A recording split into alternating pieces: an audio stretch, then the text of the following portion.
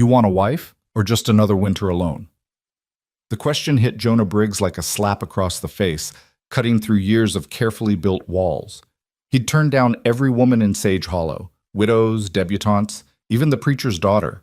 But when Clara Monroe stood in his blacksmith shop with those unflinching eyes, something cracked inside him. This is the story of a cowboy who chose silence over heartbreak, until one woman's words made him realize some truths hurt worse than loneliness.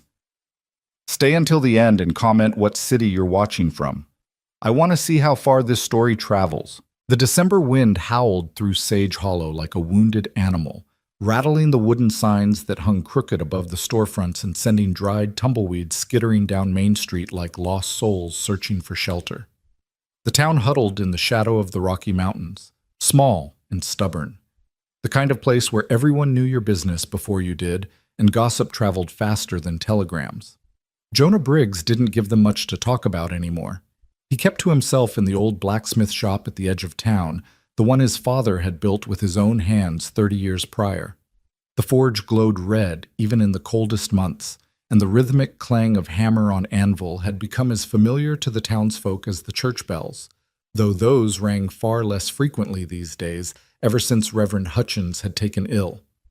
At 32, Jonah was what the women called handsome in a hard way. Tall and broad-shouldered, with dark hair that always needed cutting and eyes the color of storm clouds, he moved through the world with the deliberate care of a man who'd learned young that trust was a luxury he couldn't afford. His face bore the kind of weathered lines that came from squinting into the sun and grinding your teeth through pain you didn't want to name. The women of Sage Hollow had tried, God knows they'd tried. First, there'd been Margaret Wilson, the widow whose husband had died in a mining accident 2 years back. She'd brought him apple pie, still warm, she'd made sure to mention, and stood in his shop with hope bright in her eyes.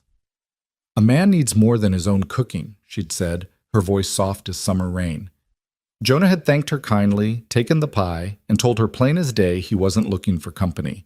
Then came Sarah Beth Porter, all 23 years of her fresh-faced and eager, daughter of the town's wealthiest merchant. She'd commissioned a wrought iron fence for her father's property and found excuses to visit the shop 3 times a week, always dressed in her finest, always smelling of rosewater and ambition. "Mr. Briggs," she'd said one afternoon, twirling her parasol with practiced charm, "Father says you're the finest craftsman in 3 counties. A man with such skill could build quite a life for himself. For a family."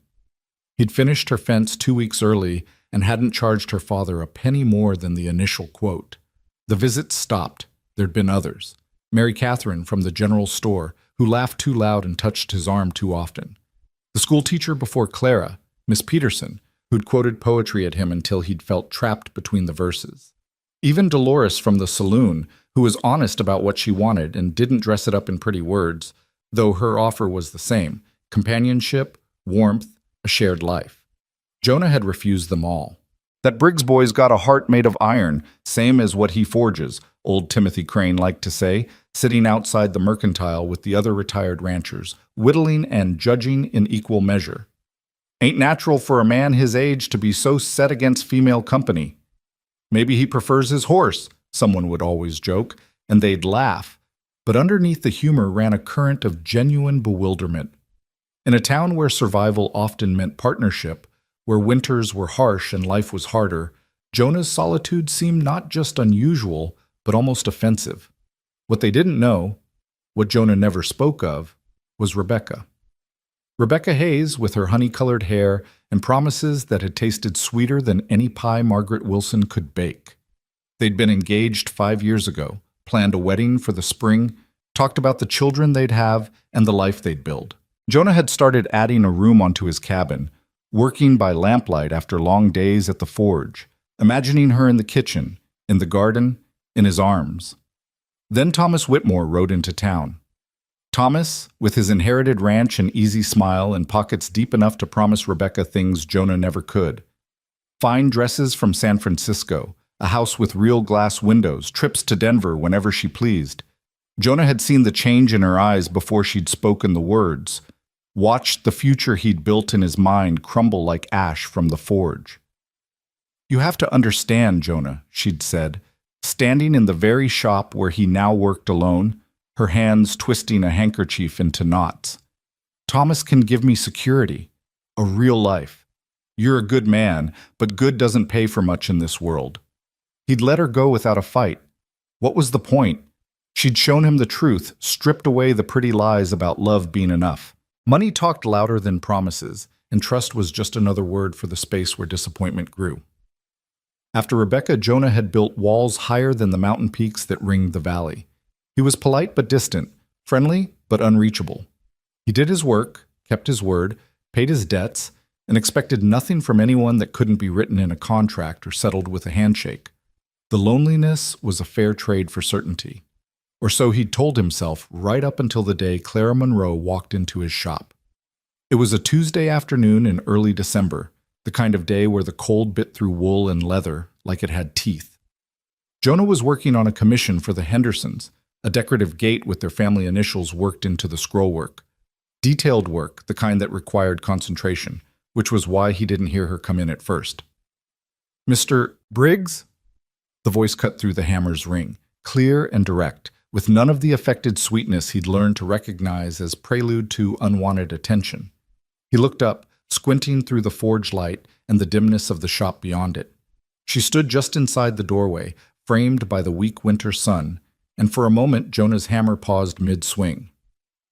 Clara Monroe was not beautiful in the conventional way that Sarah Beth Porter was beautiful, all porcelain skin and delicate features. Clara's beauty was something fiercer, more elemental.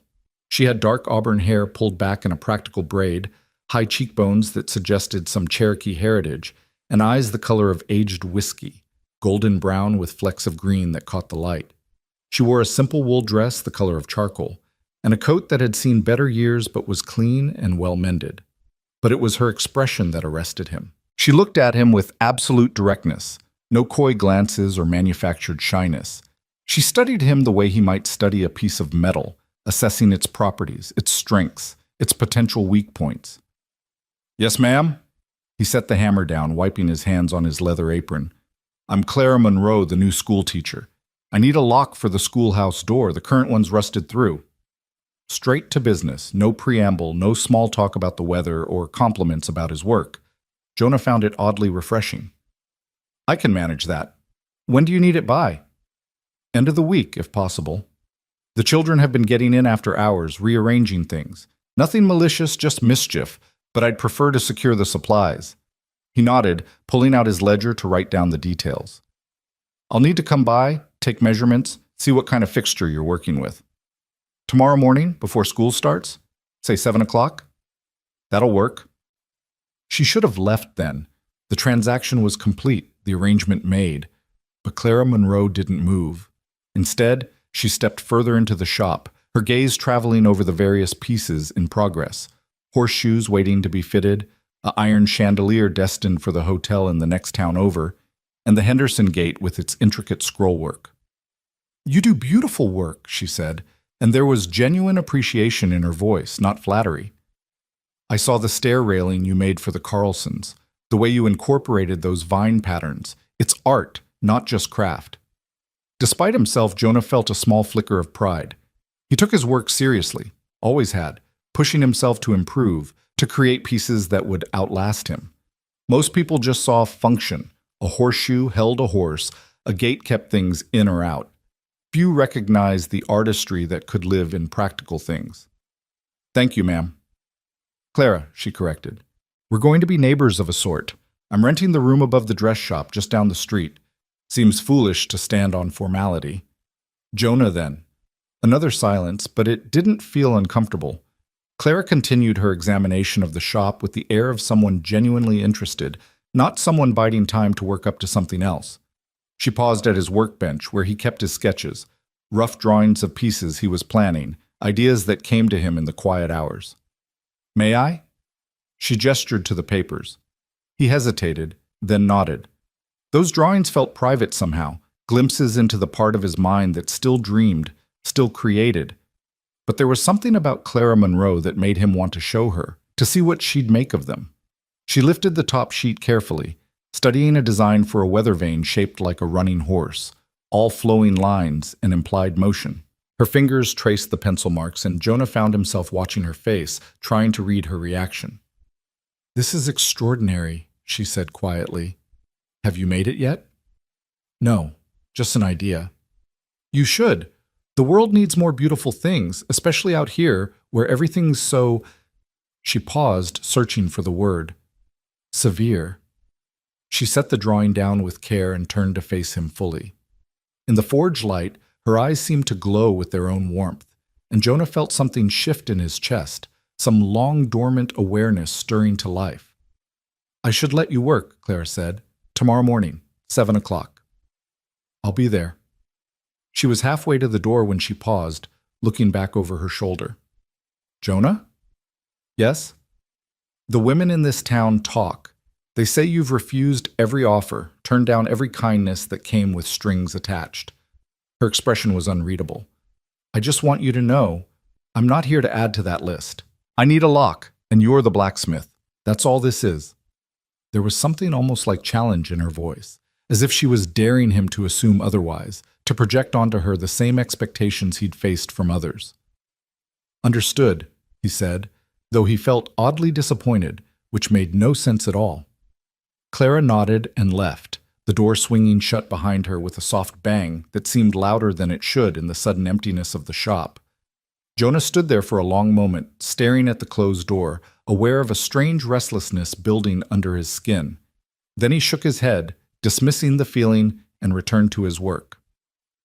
The Henderson gate wasn't going to finish itself, and he had a lock to forge for a school teacher who wanted nothing from him but his skill. That should have been a relief. So why did it feel like the opposite? The next morning dawned sharp and clear, the kind of cold that turned your breath to crystal in the air. Jonah arrived at the schoolhouse at precisely 7 o'clock, toolbox in hand, to find Clara already there, sweeping the front steps with brisk, efficient movements. "Punctual," she observed, leaning the broom against the railing. "I appreciate that. My father used to say a man's word is only as good as his ability to keep it. That includes being where you say you'll be, when you say you'll be there." Something flickered across Clara's face, approval, maybe, or recognition. "Your father sounds like he was a wise man." "He was." Jonah climbed the steps, not elaborating. The past was the past, and talking about it wouldn't bring anyone back. The schoolhouse was a simple structure, one large room with a pot-bellied stove in the corner and rows of desks that had seen decades of use. The walls were decorated with children's drawings and a map of the United States that was already outdated. It didn't include the newest territories. Books lined shelves at the back, and a chalkboard dominated the front wall, already marked with tomorrow's lessons in Clara's neat handwriting. The current lock was, as she'd said, rusted beyond repair. Jonah examined it, noting the type of fixture, the measurements he'd need. Clara watched him work, not hovering but present, and he found himself acutely aware of her proximity. "How long have you been teaching?" he asked, partly to fill the silence, partly because he was genuinely curious. 6 years, started in a one-room school in Kansas, then worked my way west. This is my third post." "You move around a lot." "I go where I'm needed, small towns mostly, places that have trouble keeping teachers because the pay's low and the conditions are hard." She said it matter-of-factly, without self-pity or pride.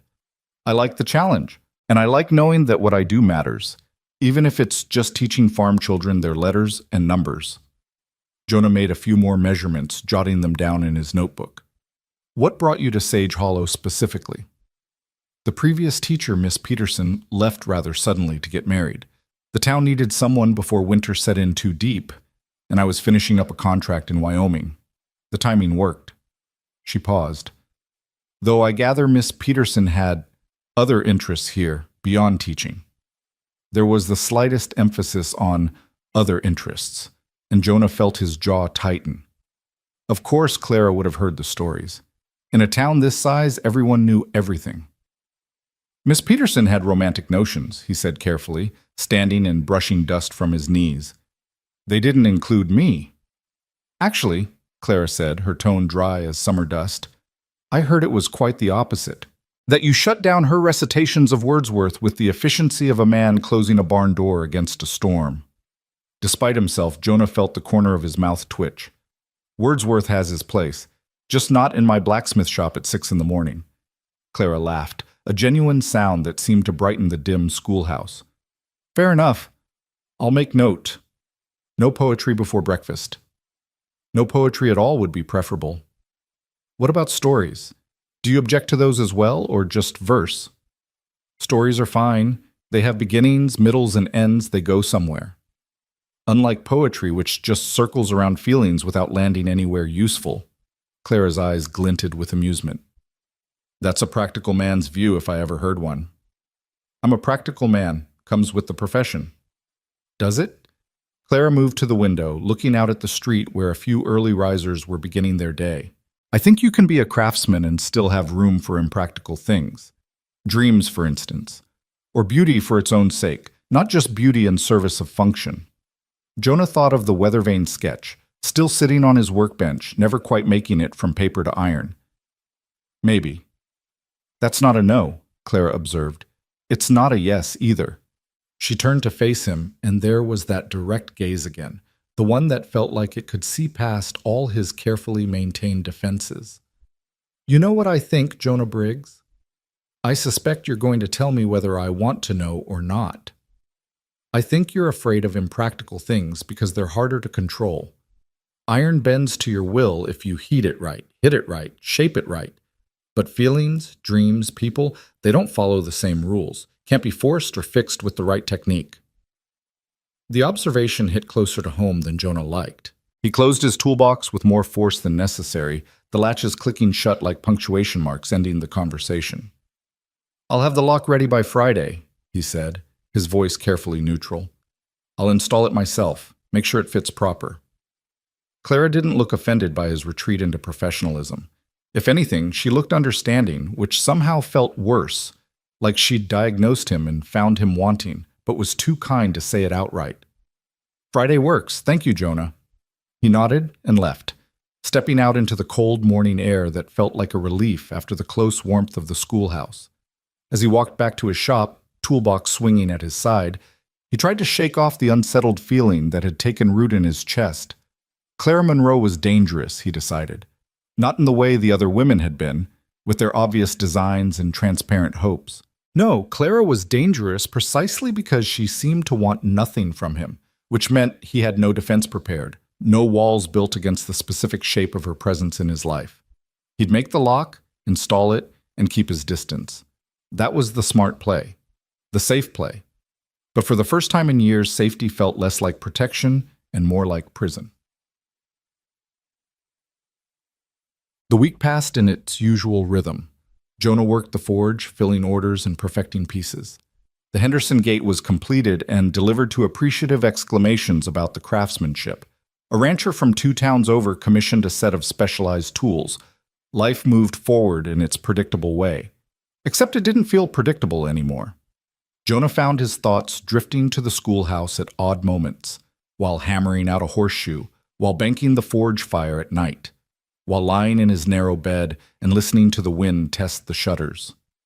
He thought about Clara's observation, about being afraid of things he couldn't control. He thought about her laugh, bright and unguarded, so different from Rebecca's calculated charm. He told himself it meant nothing. She was new in town, a novelty. The interest would fade. But when Friday came and he carried the finished lock to the schoolhouse, his heart was beating faster than the walk warranted.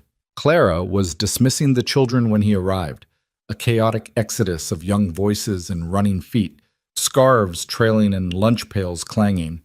She stood on the steps like a lighthouse in a storm of childhood energy, calling out reminders about homework and warnings to walk carefully on the icy patches. And Tommy Henderson, she called to a boy of about 10 who was already halfway down the street, you tell your mother I need to speak with her about your arithmetic. Yes, Miss Monroe, the boy yelled back, not slowing down at all. Clara sighed, shaking her head, but she was smiling. When the last child had rounded the corner and relative quiet descended, she noticed Jonah waiting by the gate. Perfect timing, she said, gesturing him up. Come in, let's see what you've made. The lock was one of his better pieces, solid, reliable, with a mechanism that would last decades if properly maintained. He'd even added a small decorative element, a scrollwork pattern around the keyhole that echoed the designs he'd seen in Clara's classroom, the vine-like drawings the children had made. Clara took it from him, turning it over in her hands, and her expression softened. You added decoration. Seemed fitting for a schoolhouse. It's beautiful, Jonah. More than I expected. I do the work right, or I don't do it at all. He installed it efficiently, the new lock fitting perfectly into the old door. He demonstrated how it worked, handed Clara the key. He'd made two, kept on the same ring, and stepped back to admire the fit. That should keep your mischief makers out, he said. Should, but won't, Clara replied, pocketing the keys. Children are remarkably creative when they want to be, but it'll slow them down at least. She paused. What do I owe you? Jonah named a price that was fair but not inflated. Clara nodded and went to her desk, retrieving a small leather purse from the drawer. She counted out the coins with the same precision she probably used when grading papers, and handed them over. Thank you, she said. It's good work, as promised. This was it. Transaction complete. Business concluded. Jonah should leave, return to his shop. Let this be the end of his interaction with Clara Monroe beyond the polite nods they'd exchange on the street. But his feet didn't move toward the door. Can I ask you something? The words came out before he'd fully decided to speak them. Clara looked surprised, but not unwelcoming. Of course. Why teaching? You're clearly educated, probably had other options. Why this? He gestured around the simple schoolhouse. Instead of something easier? Clara was quiet for a moment, considering the question with the same seriousness she seemed to bring to everything. She moved to one of the student desks and sat down, looking almost childlike in the too small seat, and gestured for Jonah to sit as well. He took the desk beside her, feeling ridiculous with his knees nearly hitting his chin, and waited. My mother died when I was young, Clara began, her voice steady but soft. My father worked on the railroad, gone for weeks at a time. There was a teacher in our town, Mrs. Brennan, who took me in after school hours, fed me dinner, helped me with my lessons, taught me that education was a door that nobody could close once you'd walked through it. She looked at her hands, folded on the scarred desktop. Mrs. Brennan died when I was 15, cholera epidemic, and I realized that what she'd given me, not just knowledge, but hope, a future, a sense that I mattered, that was worth more than any paying profession I might find in a city. So I became a teacher. Because somewhere out there, there's always a child who needs someone to see them, to believe in them, to give them that door. Jonah felt something crack open in his chest, a fissure in the armor he'd worn for so long. Here was someone who'd faced loss, who understood that the world could take everything from you, and instead of closing off, she'd chosen to give. It was the opposite of his own response to heartbreak, and it shamed him in ways he couldn't quite articulate. He searched for words. That's good. What you do. It matters. So does what you do, Clara said, meeting his eyes. You create things that last, things that serve people long after you're gone. There's honor in that, Jonah, even if you can't see it yourself. The late afternoon sun slanted through the schoolhouse windows, painting everything in shades of gold and amber. In that light, Clara looked almost otherworldly, and Jonah felt the danger of her presence more acutely than ever. I should go, he said, standing abruptly, the desk scraping against the floor. Let you close up. Clara stood as well, walking him to the door. As Jonah stepped out into the cold, she called after him. Jonah? He turned, one hand on the gate. You're welcome here. Any time. If you ever want to, talk, or just sit quietly. Sometimes the forge must get lonely. It was an offer of friendship, nothing more. Simple, honest, with no hidden agenda. And yet it terrified him more than any declaration of romantic interest ever had. I'll keep that in mind, he managed, and fled like a man escaping a burning building. But as he walked back through the gathering dusk, Jonah couldn't shake the feeling that he'd left something important behind in that schoolhouse, something he might desperately need, even if he was too stubborn or too scared to admit it. The weeks that followed settled into a pattern that Jonah tried to convince himself was normal. He'd see Clara around town, at the general store, at Sunday service when he bothered to attend, on the street as she walked to and from the schoolhouse. They'd exchange pleasantries, brief conversations that never went deeper than weather and work. But the town had noticed. "Saw you talking to the new school teacher again," Harold Peterson mentioned one morning, bringing his plow blade in for sharpening. "Twice in 1 week. That must be some kind of record for you, Briggs." Jonah kept his eyes on the grindstone, sparks flying. "She needed a lock. I provided one. Not much else to say about it." "Mm-hmm." Harold's skepticism was palpable. "My wife says Miss Monroe's different from the others. Says she's got sense, that one. Not trying to trap a husband like some kind of, well, like some do." "Your wife's right. Clara's just doing her job, same as me." "Clara, is it?" Harold's grin was infuriating. "First names already. That's progress." Jonah shut down the grindstone, the sudden silence pointed. "Your blade's done. That'll be 50 cents. Harold paid and left, chuckling to himself, and Jonah tried to return to work. But the conversation needled at him. Was that what people thought? That he was courting Clara Monroe? The idea was absurd. He'd barely spoken to her beyond those few encounters, had kept his distance exactly as he'd planned. Except that wasn't entirely true, was it? There was the afternoon he'd spotted her struggling with a heavy crate of books outside the schoolhouse and had crossed the street without thinking to help carry them inside. The Sunday when he'd saved her a seat in church because the service was unusually crowded and she'd arrived late. The time he'd mentioned to Harold Peterson's wife that Clara might appreciate some of those preserves she was famous for, since teaching left little time for cooking. And wasn't it something how the schoolhouse got so cold in the mornings? Small things, insignificant things, things that added up to something he wasn't ready to name. December deepened toward Christmas, and Sage Hollow transformed. Evergreen wreaths appeared on doors, candles glowed in windows, and the general store displayed hard candies and ribbon in festive colors. The town was planning its annual Christmas Eve gathering in the church hall, a potluck affair where everyone contributed what they could and pretended, for one night at least, that life wasn't so hard. Jonah usually skipped it. Crowds weren't his preference, and enforced merriment even less so. But this year, he found himself reconsidering. It was Clara who changed his mind, though she didn't know it. He'd been working late one evening, absorbed in a commissioned piece, when he heard carols singing in the distance. The school children, he realized, practicing for the Christmas Eve service. On impulse, he set down his tools and walked toward the sound. The church doors stood open, light and music spilling out into the dark. Jonah lingered in the shadows outside, watching through the doorway as Clara conducted the children with patient enthusiasm. They were murdering Silent Night, voices off-key, rhythm non-existent, but Clara didn't seem to mind.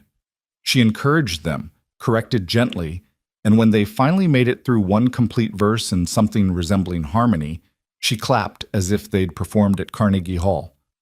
"Beautiful," she exclaimed. "You're going to make Christmas Eve something special. Now, one more time, and remember, Round Yon Virgin isn't a race. Take your time with those words." The children giggled and launched into another attempt, marginally better than the last. And Clara was radiant. Joy seemed to emanate from her like heat from a forge, and Jonah felt drawn to it despite himself. He must have made some sound, some shift in the shadows, because Clara's head turned toward the door. Her eyes found him in the darkness, and her expression shifted. Surprise, then something warmer. She held up one finger to the children. "Keep singing, exactly like that," and walked to the door. "Jonah," she said, stepping outside and pulling her shawl tighter against the cold. "I didn't expect to see you here." "Heard the singing. Came to investigate." "And what's your assessment? Are we ready for Christmas Eve?" "They're enthusiastic," Clara laughed. That bright sound he'd come to recognize, to listen for without meaning to. Enthusiasm counts for a lot. Pitch can be taught, but you can't teach caring. She tilted her head, studying him. "Will you come? To the Christmas Eve service and the gathering after?" "I don't usually." "I know. You don't usually attend. You don't usually engage. You don't usually do a lot of things." There was no judgment in her voice, just observation. "But maybe this year could be different. Maybe you could let it be different." From inside the church, the children's voices rose in triumphant, if imperfect, harmony. The sound drifted out into the winter night, carrying with it the promise of something Jonah had forgotten he could want: belonging, community, connection. "I'll think about it," he heard himself say. Clara smiled, and it felt like victory and challenge all at once. "Good. That's all I ask. Thinking about it is a start." She went back inside, and Jonah stood in the cold a moment longer, listening to the carols and wondering what the hell he was doing. This was how it started, wasn't it? This was how walls came down and hearts got broken. First you make exceptions, then you make excuses. And before you know it, you're building additions onto your cabin for a woman who'll leave the moment something better comes along. He should walk away. Go back to his shop, his solitude, his safety. But even as he thought it, even as he turned and headed back through the dark streets, Jonah knew the truth. It was already too late. Clara Monroe had gotten under his skin, into his thoughts, past his defenses without even trying. And the terrifying part was that he wasn't sure he wanted to stop her anymore. Christmas Eve arrived with fresh snow, the kind that made everything look clean and new, like the world had been given a chance to start over. Jonah stood in his cabin, looking at his reflection in the small mirror by the washstand, and tried to remember the last time he'd cared what he looked like. He'd shaved, put on his better shirt, the one without any fraying at the collar, and even attempted to tame his hair with water and force of will. The result was adequate. He looked like a man making an effort, which was probably more telling than he wanted it to be. The church service was scheduled for 7, the gathering to follow immediately after. Jonah had baked bread, his mother's recipe, one of the few things he could make that wouldn't embarrass him in a potluck setting. It sat wrapped in cloth on his table, and he stared at it like it might explain what he was doing, why he was breaking years of self-imposed isolation for a Christmas Eve service. But he knew why. Clara. Everything came back to Clara. Had been coming back to Clara since the moment she'd walked into his shop with her direct gaze and her lack of pretense. She'd asked him a question he couldn't answer, had seen something in him he'd thought was buried too deep to find. And now here he was, shaved, presentable, carrying bread to a church gathering like a man who belonged to something beyond himself. The church was already full when he arrived, warm with body heat and candlelight, smelling of pine boughs and the mixed aromas of a dozen different dishes. Families clustered together, children squirmed in their Sunday best, and conversation hummed like a living thing. Jonah nearly turned around. Then he saw Clara. She stood near the front talking with Mrs. Henderson and a few other women, animated in her description of something. She wore a deep green dress he hadn't seen before, simple but elegant, and her hair was down for once, falling in waves past her shoulders. The candlelight caught the auburn highlights, turning them to copper and flame. As if sensing his presence, she looked up. Their eyes met across the crowded church, and her face transformed with a smile so genuine, so warm, that Jonah felt it like a physical thing, a hand reaching out, pulling him forward, refusing to let him retreat. She excused herself from the other women and made her way to him, weaving through the crowd with practiced ease. "You came," she said, and there was something in her voice, relief, maybe, or happiness. "I wasn't sure you would. I brought bread." He held it up like evidence, like proof he belonged here. "Then you're officially part of the feast. Come on, we'll add it to the table." She took his arm, her hand light on his sleeve, and guided him through the crowd. People greeted him, some with surprise, others with barely concealed speculation, but Clara's presence at his side seemed to smooth the way, to make his attendance unremarkable instead of noteworthy. The potluck table groaned with food, roasted chickens and ham, potatoes fixed 6 different ways, vegetables preserved from summer gardens, pies and cakes and cookies in abundance. Clara added his bread to the collection, arranging it on a platter with care. "Your mother's recipe?" she asked. "How did you know?" "Because it's wrapped the way someone who loved you would have taught you to wrap it. Careful. Proper." She met his eyes. "Am I right?" Jonah nodded, not trusting his voice. The way Clara saw things, understood things without being told, it was unsettling and comforting in equal measure. The service began shortly after, Reverend Hutchins leading them through familiar hymns and readings. The children's choir performed their carols, and while they weren't perfect, they were exactly as Clara had promised, enthusiastic and full of care. Jonah found himself watching Clara more than the children, seeing the pride in her face, the way she mouthed the words along with them, encouraging them with every breath. When the children reached the final verse of Silent Night, something unexpected happened. The church fell genuinely silent, everyone holding their breath as the young voices rose in surprising harmony. Silent night, holy night. All is calm, all is bright. The words hung in the air, pure and clear, and Jonah felt something shift in his chest, a loosening, a softening, like iron heated just enough to become malleable. He looked around at the faces surrounding him, these people he'd kept at arm's length for years, and saw not judgment or expectation, but simply community. Imperfect, complicated, human community. And when the song ended and the church erupted in applause, when Clara caught his eye and grinned with shared triumph, Jonah realized he was smiling too. Really smiling, not the tight-lipped acknowledgement he usually offered, but a genuine expression of joy.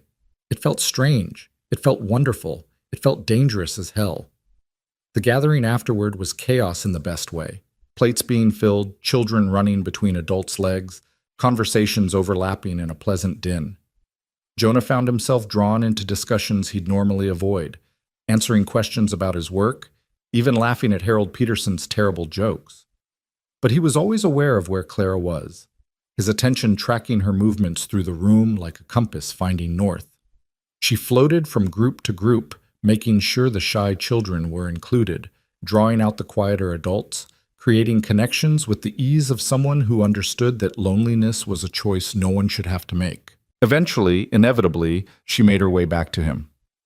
"Having fun?" she asked, appearing at his elbow with 2 cups of punch. "More than I expected," he admitted, taking the offered cup. "That's what happens when you let yourself be part of things. The world surprises you." She sipped her punch, then made a face. "Though Mrs. Carlson's punch recipe remains consistently terrible, I think she uses sugar as a suggestion rather than a measurement." Jonah tried his and had to agree. It was aggressively sweet, bordering on undrinkable. "Maybe that's the surprise you were talking about." "The bad kind, yes." Clara set her cup aside on a nearby table, abandoning it without guilt. "Walk with me. I need some air, and I suspect you do too." They slipped out through the side door into the quiet of the winter night. Snow was falling again, gentle flakes drifting down like a benediction. The noise of the gathering faded behind them, muffled by the church walls and the snow's strange acoustic. Clara wrapped her arms around herself, breathing in the cold air. "Better, I love them all, but sometimes the noise is just a lot." "I know the feeling." They walked in companionable silence for a bit, their footsteps crunching in the fresh snow, leaving tracks that would be covered by morning. The church sat on the edge of town, and beyond it stretched the open country, dark fields and darker mountains, the world reduced to shapes and shadows. "Can I ask you something?" Clara's voice was quiet, almost tentative. "And will you promise to answer honestly, even if the honest answer is mind your own business?" Jonah's heart rate picked up, some instinct warning him that whatever was coming would matter. "I'll promise to try." "Fair enough." Clara stopped walking, turning to face him.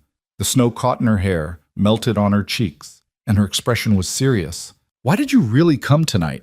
And don't say it was for the bread or the carols or any other polite deflection. Why, Jonah?" Here it was, the question beneath all questions, the one he'd been avoiding since the moment he'd decided to attend. He could lie, could retreat into the safety of casual explanations. But Clara had asked for honesty, and standing there in the snow with her eyes searching his face, Jonah found he didn't want to lie. Not to her. Not anymore. "Because you asked me to," he said simply. "Because you made me think maybe I'd been wrong. About staying separate. About keeping everyone at a distance. Because you—" He paused, searching for words. "Because you make me want things I swore I'd never want again." Clara was very still, snowflakes landing on her shoulders, in her hair. "What things?" "Connection. Trust." His voice dropped to barely above a whisper. "You." The admission hung between them, vulnerable and raw. Jonah waited for her response, for rejection, or worse, for pity. But Clara just stepped closer, close enough that he could see the gold flecks in her eyes, close enough that their breath mingled in the cold air. "You've said no to half the town's women," she said quietly, and there was an echo in her words, a callback to something. So let me ask you now, and you answer true. You want a wife, Jonah Briggs, or just another winter alone? The question hit him like a hammer to the chest, direct, unflinching, demanding truth in return for truth. It was the question he'd been asking himself without realizing it, the choice he'd been circling around since the day Clara Monroe walked into his shop. A wife meant risk. It meant opening himself to the possibility of betrayal, of loss, of all the pain he'd endured with Rebecca and swore never to endure again. It meant trusting someone with the parts of himself he'd locked away, hoping they wouldn't use that trust as a weapon. But another winter alone? That meant safety, yes. Protection. But it also meant nights by a cold forge, mornings without purpose beyond the work, years stretching ahead filled with craftsmanship but devoid of companionship. It meant becoming the man Timothy Crane described, heart of iron, cold and unyielding and ultimately empty. Jonah looked at Clara, really looked at her, saw the hope and fear warring in her expression, the bravery it took to ask such a question, to put herself forward when she knew his history of refusal. She wasn't Rebecca, wasn't any of the others. She was Clara, honest, direct, unafraid to see him clearly and still stand here in the snow, waiting for his answer. His voice cracked, and he had to start again. I don't want to be alone anymore, Clara. I don't want another winter, another year, another goddamn day of pretending I'm content with walls and distance and safety. The words came faster now, years of suppressed feeling rising like water breaching a dam. But I'm terrified, because wanting something means it can be taken away, and I don't know if I can survive that again. I know, Clara said, and she reached up to touch his face, her hand gentle against his cold skin. I know you're scared, Jonah, but so am I. You think I don't risk anything by standing here asking you this? You think it doesn't terrify me that you might say no, that I might have read everything wrong? You didn't read it wrong. Then stop running. Her voice was fierce now, urgent. Stop hiding behind what Rebecca did, behind what might happen. Look at what's right here, right now. Look at me and tell me you don't feel this. Tell me I'm alone in this and I'll walk away. But if you feel even a fraction of what I feel, then stop being so damn afraid of it. Jonah's control shattered. Years of carefully maintained composure, of disciplined emotion, of walls built brick by brick, all of it crumbled under the weight of Clara's words, her touch, her presence. He pulled her to him, his arms wrapping around her as if she might disappear if he didn't hold tight, and buried his face in her hair. I feel it, he whispered against her temple. God help me, Clara. I feel it. You scare the hell out of me, but I feel it.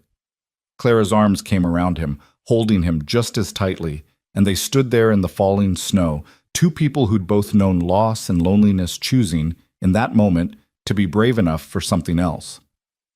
When they finally pulled apart, Clara was smiling through tears, and Jonah realized his own eyes were wet. So what now? He asked, feeling lost and found all at once. Now we figure it out together, Clara said. We take it slow, we talk honestly, we see where this goes, and when you get scared, because you will get scared, you tell me instead of running. Deal? Deal. The word felt like a vow, like a promise more binding than any he'd made before. Clara rose on her toes and kissed him, soft and brief, a seal on their agreement. Then she took his hand, lacing their fingers together, and led him back toward the church. We should get back before they send a search party. You know how this town talks. Let them talk, Jonah said, and meant it. For the first time in years, he didn't care about the gossip, the speculation, the knowing looks. Let them see him with Clara. Let them know he'd chosen to step out of the cold. As they walked back through the snow, Jonah felt something unfamiliar settling in his chest. Hope, fragile but real. The future was uncertain, the risks remained, and his fears hadn't magically disappeared. But Clara's hand was warm in his, her presence solid and real, and for now, that was enough. The church door opened, spilling light and warmth and the sound of joy to the world into the night. Clara paused on the threshold, looking back at him. Ready? She asked. Jonah squeezed her hand, taking a breath that felt like the first real breath he'd taken in years. Ready? And together, they stepped into the light. The news spread through Sage Hollow faster than wildfire through dry brush. By the time Christmas morning dawned, clear and cold, Every soul in town knew that Jonah Briggs had walked into the church gathering with Clara Monroe and walked out holding her hand. The same Jonah Briggs who'd turned down proposals and shut down advances for 5 solid years had finally, publicly, declared his interest in a woman. The gossip reached fevered pitch at the general store, where Margaret Wilson held court among the other ladies, her voice carrying over the pickle barrels and flour sacks. "I saw them with my own eyes," she declared, arranging her purchases with theatrical precision. "Standing outside the church, close as you please, and when they came back in, Lord have mercy, you could see it written all over both their faces." "See what exactly?" asked Sarah Beth Porter, though her pinched expression suggested she knew perfectly well. "That they'd come to an understanding, that our Mr. Briggs has finally decided to rejoin the land of the living." Margaret's tone carried equal parts satisfaction and resentment. Satisfaction that Jonah had finally chosen someone. Resentment that it wasn't her.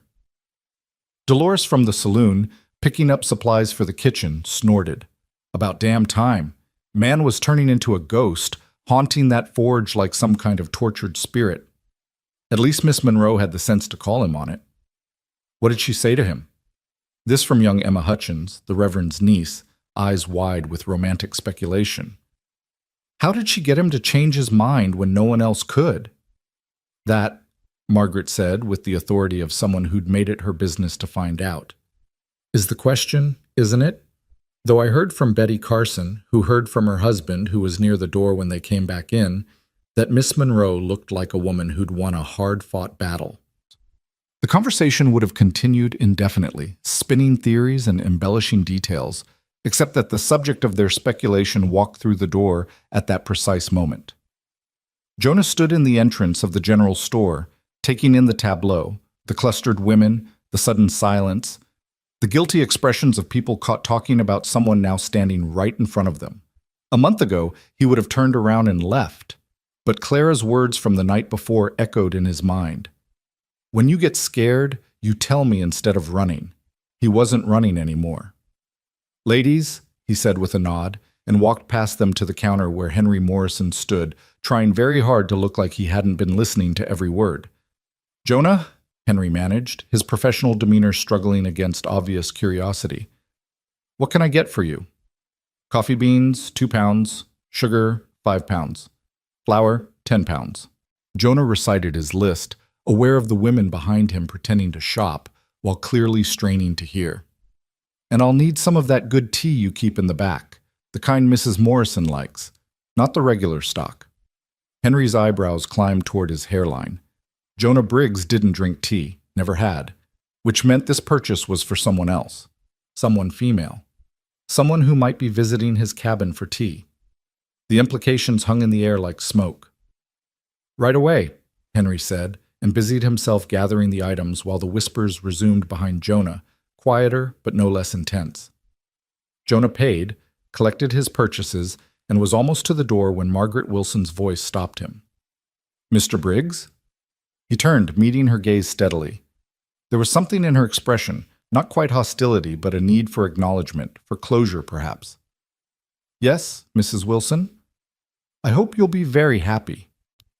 She said it stiffly, the words clearly costing her something, but she said them nonetheless. "Miss Monroe is a fine woman. You've made a good choice." It was as close to a blessing as he was likely to get from someone he'd refused, and Jonah recognized the generosity in it. "Thank you, ma'am. That's kind of you to say." He left then, stepping out into the bright winter morning, and if he heard the explosion of speculation that erupted the moment the door closed behind him, he chose to ignore it. Let them talk. They were going to anyway, and he had more important things to think about, like the fact that Clara was coming to dinner at his cabin tonight, and he needed to make sure the place didn't look like the bachelor quarters it had been for the past 5 years. The cabin sat about a quarter-mile from the edge of town, close enough to walk to the forge, but far enough for privacy. Jonah had built it with his father when he was 17, adding to it over the years as needs and ambitions changed. The addition he'd started for Rebecca had never been finished. He'd torn down the framing after she left, unable to bear the sight of those hopeful walls. Now, looking at the space with Clara in mind, he wondered if it was time to build again. But first, he needed to clean. Jonah attacked the cabin with the same focused intensity he brought to his forge work. He swept floors that hadn't seen a broom in weeks, scrubbed the table until the wood gleamed, washed windows that had grown gray with dust and smoke. He changed the bedding. Not that Clara would see the bedroom, but it felt important to have everything clean, everything ready. The books on his shelf got dusted and straightened. The dishes got washed and properly stored instead of being left in a haphazard stack. Even his clothes got organized, hung on pegs instead of draped over chairs. By mid-afternoon, this cabin looked more like a home than it had in years, and Jonah stood in the middle of it feeling both proud and terrified. This was real now. Clara was coming here, into his private space, and after tonight there would be no more pretending that this was casual, that his feelings were anything less than serious. He started dinner preparations with the same nervous energy. Venison stew, his father's recipe, the one thing besides bread that he could make reliably well. He cut vegetables with precise knife work, browned the meat with care, added herbs and stock, and set it all to simmer. The cabin filled with rich, savory smells, and Jonah tried not to think about how long it had been since he'd cooked for anyone but himself. Clara arrived exactly at 6, knocking on the door with a confidence that belied any nervousness she might feel. Jonah opened it to find her standing on his porch, cheeks pink from the cold, holding a pie covered with a checked cloth. "Apple," she said by way of greeting. "I figured if I was coming for dinner, I should contribute something, and pie is about the extent of my cooking skills beyond the basics." "You didn't have to do that." "I know. I wanted to."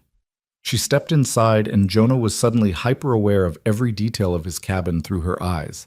The simple furniture, the spare decoration, the essential functionality of a space designed for solitude. But Clara didn't look disappointed. She looked interested, moving through the room with the same careful attention she'd given his forge, taking in the details that revealed who he was. "These are beautiful," she said, stopping at the mantel where he kept a few pieces. Small sculptures he'd made for himself over the years. A horse in mid-gallop, a bird with wings spread, a mountain lion crouched and ready. Things he'd never shown anyone, never tried to sell, just made because something in him needed to create them. "Just practice pieces," he said, uncomfortable with her scrutiny. "They're art, Jonah. Why do you hide them away like secrets?" "Because they are secrets, I suppose.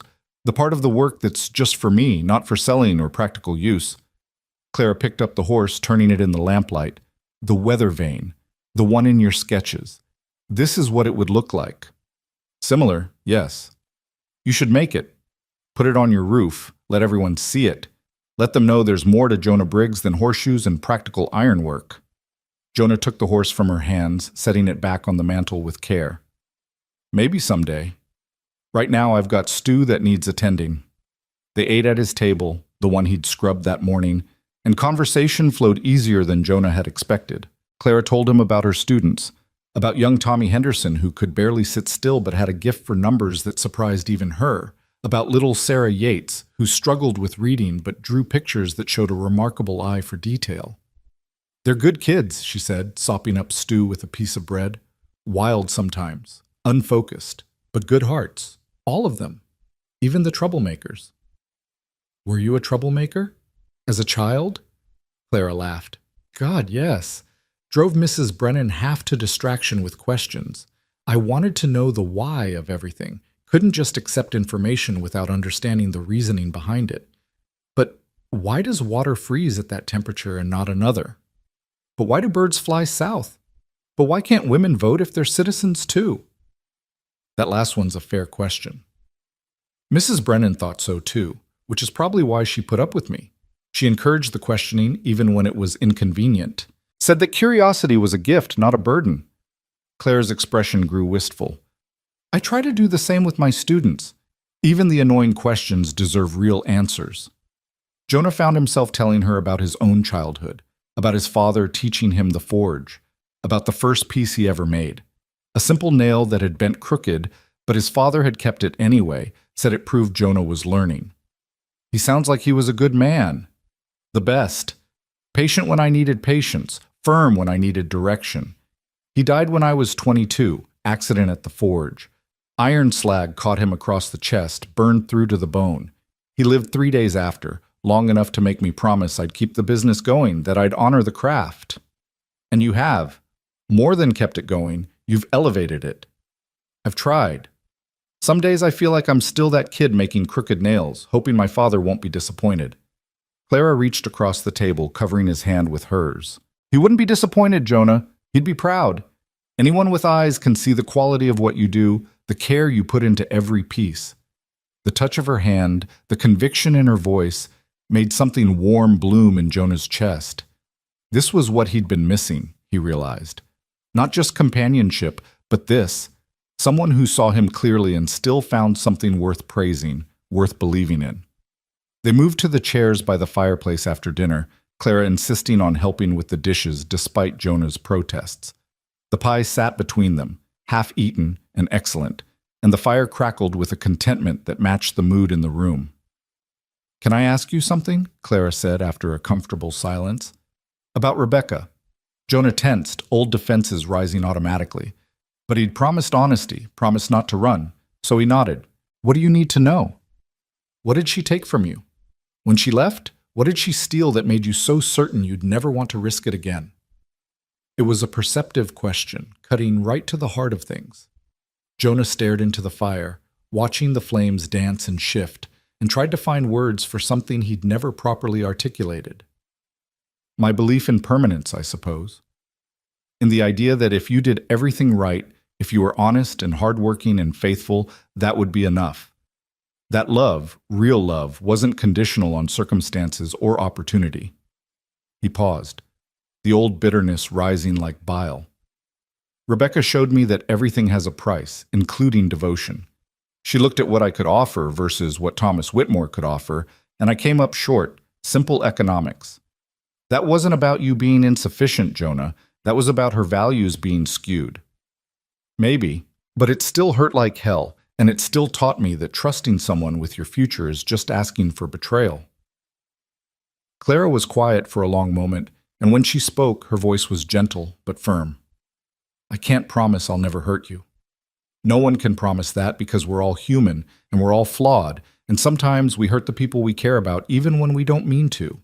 But I can promise that I won't betray you for money or status or anything else that catches my eye. I'm not Rebecca, Jonah. My word means something, and when I commit to something or someone, I don't walk away just because it gets hard or something shinier comes along." "How can you be sure? How can anyone be sure they won't change their mind when tested?" "Because I've been tested already. I've had offers, Jonah. Proposals from men with more money, more prospects. A lawyer in Kansas City, a ranch owner in Wyoming who could have given me a life of comfort. I said no because they weren't what I wanted. They were safe, practical, logical choices, and I didn't want logic. I wanted—" She paused, seeming to choose her words carefully. "I wanted someone who understood that some things matter more than security.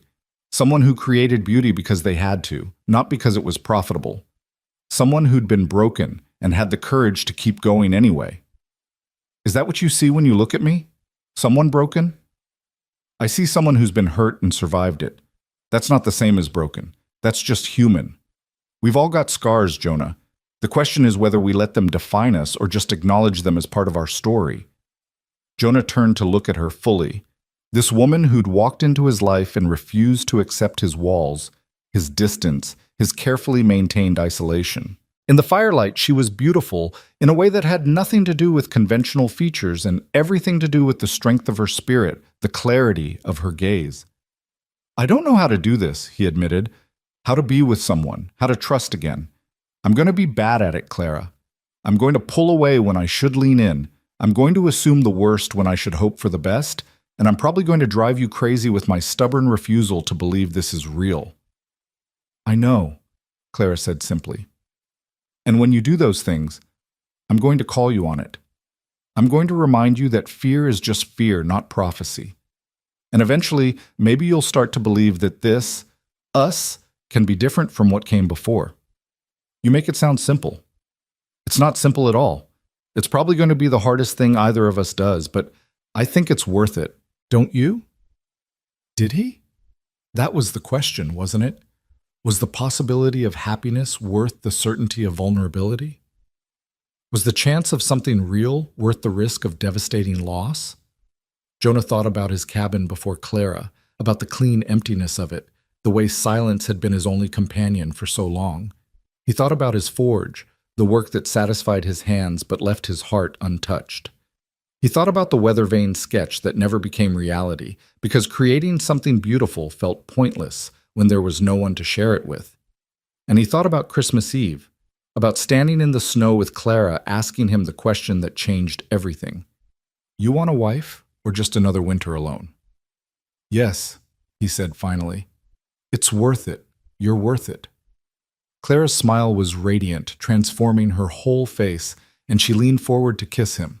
Not the brief press of lips from the night before, but something deeper, more certain. Jonah responded instinctively, his hand coming up to cup her face, his thumb brushing across her cheekbone as years of denial and discipline shattered under the simple truth of wanting this, wanting her. When they broke apart, both breathing harder, Clara rested her forehead against his. "We're going to be okay," she whispered. "Maybe not perfect, maybe not easy, but okay. I believe that. I'm trying to believe it too. That's enough. Trying is enough." They sat together by the fire until it burned low, talking and occasionally lapsing into comfortable silence, and Jonah felt something shift in the foundation of his world. This was what the beginning of something felt like. Not the desperate passion he'd felt with Rebecca, all heat and no substance, but something steadier, deeper, something that might actually last. When Clara finally rose to leave, pulling on her coat and wrapping her scarf against the night cold, Jonah walked her to the door and then, on impulse, decided to walk her all the way home. "You don't have to," she protested. "It's freezing, and you've got an early start tomorrow." "I know I don't have to. I want to." So they walked through the quiet streets of Sage Hollow, the snow crunching under their boots, their breath fogging in the air. Lights glowed in windows, and somewhere a dog barked, but otherwise the town slept peacefully. Above them, stars scattered across a sky so clear it looked like you could reach up and touch them. "Do you ever think about leaving?" Clara asked suddenly. "Going somewhere bigger, somewhere your work might be more appreciated?" "Sometimes. But this is home. My father's buried here, my mother beside him. The forge is here. Seems like running away to leave all that behind." "It wouldn't be running away if it was running toward something, toward opportunity, toward growth." "Is that what you're planning? To move on when your contract is up?" Clara was quiet for a few steps. "I don't know anymore. A week ago I would have said probably yes. I tend to move around, never putting down roots too deep. But now," she squeezed his hand, "now I'm thinking maybe roots aren't such a bad thing, if they're in the right soil." They reached the dress shop where Clara rented her room, the stairs leading up to her door illuminated by a single lamp in the window. She turned to face him, and in the lamplight her expression was serious. "Jonah, I need you to understand something. I'm not going to push you faster than you can go, but I'm also not going to let you sabotage this out of fear. We're partners in this, equals, which means when you're struggling, you tell me, and when I need reassurance, I'll tell you. Deal?" "Deal." "And one more thing." She rose on her toes, bringing her lips close to his ear. "Stop thinking of yourself as a man no woman would want. You're intelligent, skilled, handsome, when you're not scowling, and you have a good heart under all that armor. Any woman would be lucky to have you. I'm just the one smart enough to fight for it." Before Jonah could respond, she kissed him again, quick and decisive, and then disappeared up the stairs, leaving him standing in the cold with his heart pounding and his mind reeling. As he walked back to his cabin alone, Jonah couldn't stop the smile that spread across his face. For the first time in 5 years, the future looked like something other than an endless repetition of solitary days. It looked like possibility, like potential, like a story that was just beginning to be written. The next weeks passed in a rhythm that was both exhilarating and terrifying. Jonah and Clara settled into a pattern of dinners together, walks through town, stolen moments between her teaching and his forge work. They learned each other in increments. Her habit of humming while she graded papers, his tendency to work through problems by talking to his horse, her fierce protectiveness of her students, his hidden gentleness with anything fragile or new. The town watched with barely concealed fascination. Sage Hollow had seen Jonah Briggs keep the world at arm's length for so long that his transformation was like watching stone become water. Impossible, miraculous, slightly unnerving. He actually smiles now, Timothy Crane observed to his whittling companions one afternoon. Saw him on the street yesterday, and he was smiling at nothing in particular, just happy to be alive, seemed like. Love will do that to a man, another replied. Make him soft. Question is whether it lasts or whether he'll wise up and remember why he kept clear of it for so long. But Jonah wasn't interested in wising up or keeping clear. For the first time since Rebecca, he was allowing himself to feel, to hope, to imagine a future that included someone else. It was terrifying. Every moment with Clara carried the weight of potential loss. But it was also extraordinary. Clara, for her part, seemed to understand his struggle without him having to voice it. When he grew quiet and distant, retreating into his head where old fears whispered warnings, she didn't demand explanation or reassurance. She simply waited, present and patient, until he found his way back to her. "Where'd you go?"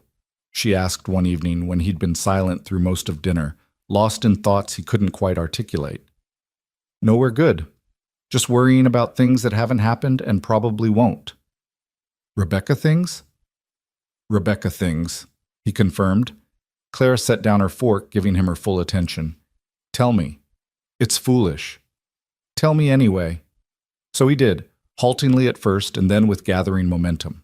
He told her about the fear that gnawed at him in quiet moments, the certainty that this happiness was temporary, that eventually she'd see through to his inadequacies and realize she'd made a mistake.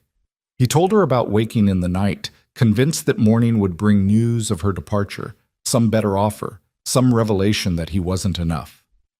Clara listened without interruption, and when he finished, she reached across the table and took both his hands in hers. "I'm not going anywhere, Jonah. Not for another man, not for more money, not because you have bad days or dark thoughts or moments when you can't believe this is real. I'm here because I choose to be here, and that choice isn't dependent on you being perfect or always happy or never afraid." "How can you be so sure?" "Because I know myself, because I've spent 30 years learning what I want and what I don't. And I want this. I want you. Stubborn, scarred, skeptical you. And nothing you're afraid of changes that." Jonah wanted desperately to believe her, to let her certainty become his own. But 5 years of self-protection didn't dissolve overnight, and the voice of doubt was persistent and familiar. "I'm trying, Clara. I swear I'm trying to trust this." "I know you are. And that's enough for now. The rest will come." January arrived with brutal cold, the kind that made metal brittle and fingers ache even in gloves. Jonah's forge work became a battle against the weather, keeping the fire hot enough to work the iron while the wind tried to steal the heat away. He added extra layers, wrapped his hands, and cursed the cold with creative profanity that would have made his mother blush. Clara's schoolhouse faced its own challenges. The pot-bellied stove struggled to heat the large room, and the children arrived each morning bundled in every piece of clothing they owned, reluctant to remove enough layers to write properly. "I can't feel my fingers, Miss Monroe," Tommy Henderson complained one particularly frigid morning, holding up hands that were indeed worryingly pale. Clara had him stand by the stove, rubbing warmth back into his hands while she adjusted the lesson plan. Reading aloud today instead of writing, at least that would keep them moving, keep the blood flowing. Jonah heard about these struggles when Clara came to dinner that night, exhausted and frustrated. "I can't teach them if they're freezing," she said, accepting the hot tea he'd prepared. "Half of them can barely concentrate, and the little ones just sit there shivering. It's not fair to them, and I don't know how to fix it." An idea was forming in Jonah's mind, something that would require work and time, but might actually help. What if the stove wasn't the only source of heat? "What do you mean?" "Heat rises, right? What if there were iron grates in the floor near the stove, letting the warmth spread more evenly? And metal reflectors behind the stove, directing heat out into the room instead of losing it through the walls?" Clara's eyes lit with interest. "Could you do that? Make something like that?" "I'd have to see the space, take measurements, figure out what's feasible. But yes, I think so. Might take a few weeks to fabricate everything, and installation would have to happen on a weekend when school's not in session, but it's possible." "Jonah, that would be—" She trailed off, seemingly overcome. "The town can't afford to pay you for something like that. The school budget barely covers books and supplies." "Did I ask for payment?" You can't just donate your time and materials. That's not fair to you. Can't I? He met her eyes steadily. Those are your students, Clara. You care about them, which means I care about them. If I can make their learning environment better, why shouldn't I? Because it's a huge undertaking, because you've got paying work to do, because nothing. I'm doing this. You can argue if it makes you feel better, but you're not going to change my mind. Clara stared at him for a long moment, and then, to his surprise, her eyes filled with tears. Hey, he said, alarmed. I didn't mean to upset you. You didn't. She brushed at her eyes impatiently. I'm not upset. I'm just... God, Jonah, do you have any idea what this means? That you do this not because you have to or because someone's paying you, but just because it's right? It's not that remarkable. It is to me. It is to those children who won't have to suffer through the rest of winter with frozen fingers. She stood, circling the table to wrap her arms around him. Thank you. Truly, deeply, thank you. Jonah held her, feeling the dampness of her tears against his shirt, and something settled deeper in his chest. This was what it meant to be part of something larger than himself. To see a need and have the ability to meet it, to use his skills not just for profit, but for purpose. Rebecca had made him feel like his worth was tied to his earning potential, but Clara showed him something different. She showed him that value came from character, from generosity, from choosing to make the world better in whatever small ways you could. The next day, Sunday, Jonah went to the schoolhouse with his measuring tools. Clara met him there, and together they examined the space, discussing possibilities and limitations. If I put grates here and here, Jonah said, marking spots on the floor with chalk, the convection should carry warmth throughout the room. And these reflectors, he gestured to the wall behind the stove, they'll bounce heat forward instead of letting it escape. How long will it take? 3 weeks? Maybe 4? I'll have to work on it between other commissions, but it's manageable. Clara walked the room, imagining the changes, and her excitement was palpable. The children are going to be so surprised. They won't know what to think. Tell them a friend of the school made some improvements. They don't need to know it was me. Why not? You should get credit for this, Jonah. Because that's not why I'm doing it. I'm doing it for you, for them, not for recognition or gratitude. Clara stopped her pacing, turning to look at him with an expression he couldn't quite read. You're a good man, Jonah Briggs, better than you give yourself credit for. I'm just a blacksmith trying to help where I can. You're so much more than that. I wish you could see yourself the way I see you. How's that? She crossed to him, taking his face in her hands with a tenderness that made his breath catch. As someone honorable, someone who keeps his word and protects what matters and creates beauty even when no one's watching, someone worth loving. The last words hit him like a physical blow. Love. She hadn't said she loved him, not explicitly, but the implication hung in the air between them, weightier than any iron he'd ever worked. Clara, you don't have to say anything. I'm not asking for declarations or promises beyond what we've already made. I just need you to know that's how I see you. That's who you are to me. Jonah pulled her close, holding her against his chest where his heart hammered with emotion he didn't have words for. Not yet. But maybe soon. Maybe, eventually, he'd find the courage to say what he was beginning to feel. That Clara Monroe had become necessary to him. That the thought of life without her was unbearable. That love might not be the trap he'd thought it was, but rather the key to a door he'd kept locked too long. For now, he just held her in the cold schoolhouse and let himself believe just for a moment that happiness wasn't a lie waiting to betray him, but a truth he was finally brave enough to claim. The weeks of January passed in a blur of work and stolen moments. Jonah divided his time between regular commissions and the schoolhouse project, often working late into the night to stay on schedule. Clara would sometimes bring dinner to the forge, sitting on a stool near the fire and grading papers while he worked, the two of them comfortable in shared silence, broken only by the hammer's ring and the scratch of her pen. The heating system for the schoolhouse took shape piece by piece, iron grates with decorative scrollwork because Jonah couldn't help himself, reflectors hammered to precise curves for optimal heat distribution, mounting brackets designed for stability and longevity. It was some of his finest work, not because it was complex, but because it mattered. During this time, Jonah noticed changes in himself that had nothing to do with Clara and everything to do with her. He smiled more, as Timothy Crane had observed. He engaged in conversations with townsfolk instead of keeping them brief and impersonal. He attended church on Sundays not out of obligation, but because Clara would be there, and sitting beside her while Reverend Hutchins droned on about salvation felt like its own kind of grace. The town's perception of him shifted too. The whispers changed from speculation about his reclusiveness to approval of his relationship with Clara, from judgment about his past rejections to appreciation for his present choice.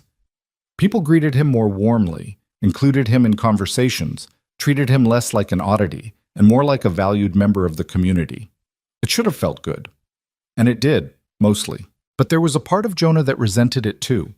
The fact that he'd been acceptable all along, but only became accepted when he conformed to their expectations of what a man should be. With a woman, open to connection, participating in the social fabric of the town. "Does it bother you?" Clara asked one evening when he'd mentioned this feeling. "That they approve of you now in a way they didn't before?" "Sometimes. Feels like I was being punished for grief, for protecting myself. Like my worth as a person was contingent on my availability as a romantic prospect." That's because, to some degree, it was. People are uncomfortable with those who don't follow the expected patterns. You were a reminder that not everyone wants or needs partnership, and that made them question their own choices. Clara's insight was, as always, uncomfortably accurate. But try to see it differently. They're not accepting you now because you're with me. They're accepting you because you're letting them see who you've been all along. Someone capable of connection, of generosity, of caring. You hid that for 5 years, and now you're not hiding anymore. "I wasn't hiding. I was protecting myself." Those can be the same thing, Jonah. Protection and hiding, safety and isolation, the line between them is thinner than we like to admit. He knew she was right, even if it rankled. He had been hiding, using his forge and his solitude as shields against a world that had hurt him. And now, with Clara's help, he was stepping back into that world, testing whether it was safe, whether he could survive being vulnerable again. So far, he hadn't shattered. That had to count for something. The schoolhouse heating system was installed on a Saturday in late January, with Jonah working from dawn until well past dark to complete the job. Harold Peterson helped with some of the heavy lifting, and even Timothy Crane stopped by to offer advice that was occasionally useful and mostly just commentary on Jonah's technique. When it was finished, Jonah stood back and surveyed his work with critical eyes. The grates were level and secure. The reflectors positioned perfectly. The whole system integrated into the existing structure as if it had always been there. He lit the stove and waited, watching as heat began to spread through the room in ways it never had before. Clara arrived just as he was testing the temperature in the far corners, her face bright with cold and anticipation. "Well?" she asked. "Does it work?" "Feel for yourself." She walked to the back of the room, the area that was usually frigid no matter how high the stove burned, and her expression transformed into pure delight. "Jonah, it's warm. Actually, warm. The children are going to be able to sit anywhere in the room and be comfortable." She spun in a circle, laughing with joy. "This is going to change everything. Focus, concentration, comfort. All of it better because of what you've done." Pride swelled in Jonah's chest, the kind that came not from praise but from knowing he'd made a real difference. "Good. That's what I hoped for." Clara crossed the room to him, taking his hands, rough and calloused from the day's work, in hers. "I don't know how to thank you properly. This is beyond generous, beyond kind. It's transformative. Seeing you this happy is thanks enough." "Is it? Is that really all you want?" There was something in her tone, something weighted with meaning he couldn't quite interpret. "What else would I want?" "I don't know. Maybe..." She paused, seemed to gather courage. "Maybe to know that this, what we have, is as important to me as it seems to be to you. That I'm not just grateful for what you do, but for who you are. That when I think about the future, I can't imagine it without you in it." Jonah's heart stuttered. This was as close to a declaration as Clara had come, and the vulnerability in her expression mirrored what he felt inside. The hope and the terror, the wanting and the fear of wanting too much. "Clara, He stopped, struggling to find words adequate to the moment. I'm not good at this, at saying what I feel. But you should know that you've changed things for me. Changed me. I don't know what the future holds, and I'm still scared of 100 different things, but I know I want you in it. However that looks, whatever that means, I want you there. It wasn't poetry. It wasn't a grand declaration or a romantic speech, but it was true, and it was his. And when Claire's eyes filled with tears of happiness, Jonah knew it was enough. She kissed him there in the warm schoolhouse, surrounded by the fruits of his labor and the promise of what they were building together. Not just a heating system, but a life. A shared future that was starting to seem not just possible, but inevitable. When they finally broke apart, Clara rested her head against his chest, and Jonah wrapped his arms around her, holding her close. "Thank you," she whispered, "for this, for everything, for being brave enough to try. Thank you for making me want to." They stood together as the winter evening deepened outside, as the stove crackled and the new heating system proved its worth, and Jonah felt something he hadn't felt in years. Peace. Not the peace of resignation or the peace of numbness, but the genuine article. The peace of being exactly where he was supposed to be, with exactly who he was supposed to be with. It wouldn't last. Peace never did. The world had a way of disrupting even the most carefully constructed happiness. But for now, in this moment, it was real. And Jonah was learning, slowly, painfully, hopefully, to trust that real could also mean lasting. That love didn't have to be a betrayal waiting to happen. That maybe, just maybe, Clara Monroe was exactly what she appeared to be. A woman who chose him not despite his flaws, but including them, who saw his wounds and didn't flinch, who believed in a future they could build together. The thought terrified and exhilarated him in equal measure. But he was done running from terror. Done letting fear make his decisions. Whatever came next, he would face it. With Clara beside him, he would face it. And that, he was learning, was what courage actually looked like. Not the absence of fear, but the choice to move forward anyway, to trust despite the risk, to love even when love had burned you before. As they left the schoolhouse together, stepping out into the cold January night, Jonah took Clara's hand and held it tight. The future was still uncertain. His fears hadn't vanished. The scars from Rebecca still ached on the coldest days. But Clara's hand was warm in his. Her smile was bright in the darkness. And for the first time in 5 long years, Jonah Briggs believed that maybe, just maybe, everything was going to be all right. February came in with deceptive mildness, temperatures climbing just enough to suggest that winter might be loosening its grip. The snow turned soft and wet. Icicles dripped from eaves like slow tears, and for a few days Sage Hollow dared to hope for an early spring. Then the storm warnings started. Old-timers like Timothy Crane studied the sky with narrowed eyes, reading signs in the clouds and the wind that younger folks had never learned to interpret. The horses grew restless in their stables, pawing at the ground and whinnying at nothing. Birds that should have been starting their migration north stayed stubbornly put, huddled in the shelter of barn eaves and pine branches. "Big one coming," Timothy declared at the general store, his pronouncement carrying the weight of 60 years of mountain winters. "Bigger than we've seen in a decade, maybe more. You mark my words, this valley's about to get buried." "How long?"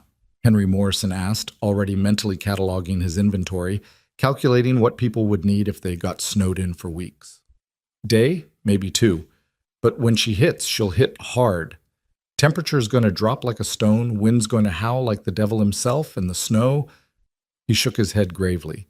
"The snow's going to fall until you can't remember what the ground looks like." The town took the warning seriously.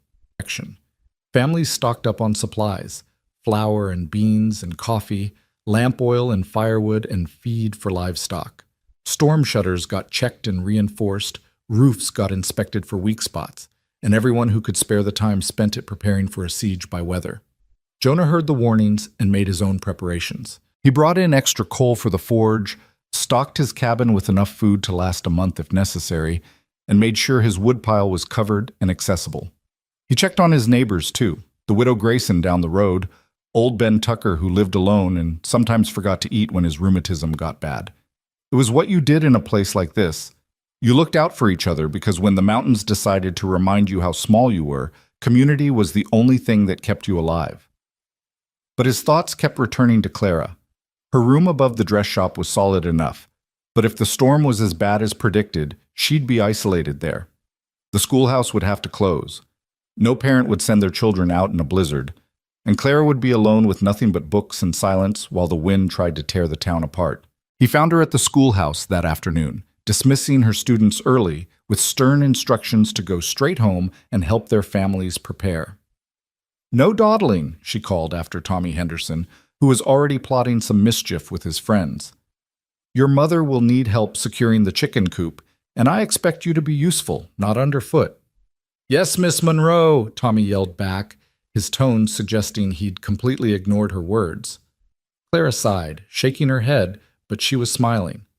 She always smiled when it came to her students, even the troublesome ones. Especially the troublesome ones. "Jonah," she said, noticing him by the gate, "I didn't expect to see you today. Shouldn't you be preparing for the storm?" "Already done. Came to see about you." "Me? I'm fine. I've got supplies, a good stove, plenty of books to keep me occupied if we're stuck indoors for a while." "How long can you keep that stove burning? How much wood do you have stored?" Clara's hesitation was answer enough. "Enough. Probably. The dress shop has a communal supply, and Mrs. Henley said I could use what I needed." Mrs. Henley's 80 years old and half deaf. If this storm is what they're predicting, you could be cut off from her, from the communal supply, from everything, snowed into that room with no way to get help if you need it. "So what are you suggesting?" The words came out before Jonah could second-guess them, before fear or propriety or common sense could intervene. "Come stay at my cabin, just until the storm passes. You'll have heat, food, safety, and you won't be alone if something goes wrong." Clara studied him with that direct gaze that always made him feel like she could see straight through to his bones. "Jonah, people will talk. A single woman staying at a bachelor's cabin, even with a storm as excuse, you know what they'll say. Let them say it. I care more about you being safe than I do about gossip." "Do you? Because a week ago you were still jumpy about holding my hand in public. Now you're inviting me to move into your cabin. Consequences be damned." There was challenge in her voice, but also something else. Hope, maybe, or curiosity about how serious he was, how far he'd come from the closed-off man she'd met 2 months ago. "A week ago I was still learning how to do this, how to be with someone. I'm still learning. But I know that the thought of you alone in that room, freezing or hungry or scared, makes me feel things I can't." He paused, searching for words. "I can't be that person anymore, Clara. The one who puts safety and appearances above everything else. Not when it comes to you." Clara set down the papers she'd been gathering, giving him her full attention. "And if I say yes? If I come to your cabin and the storm lasts a week, 2 weeks? If the whole town spends that time speculating about what we're doing, about whether we're—" She didn't finish the sentence, but the implication hung clear. "Then we deal with it together. We've been honest with each other from the start. We can be honest with them too. This is about survival, about basic human decency. If they want to make it into something scandalous, that's their failing, not ours." "You've really changed, haven't you? The Jonah Briggs I met in December would never have made this offer." "The Jonah Briggs you met in December was half alive and didn't know it. You changed that, changed me. And I'll be damned if I let you face this storm alone when I have the means to keep you safe." Clara walked to him, closing the distance until she stood close enough that he could see the flecks of green in her brown eyes, could count the freckles the winter sun had faded but not erased. She reached up and touched his face, her hand gentle against his bearded jaw. "Okay," she said simply. "I'll come.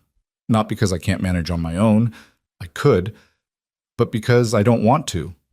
Because the thought of riding out this storm with you sounds better than doing it alone."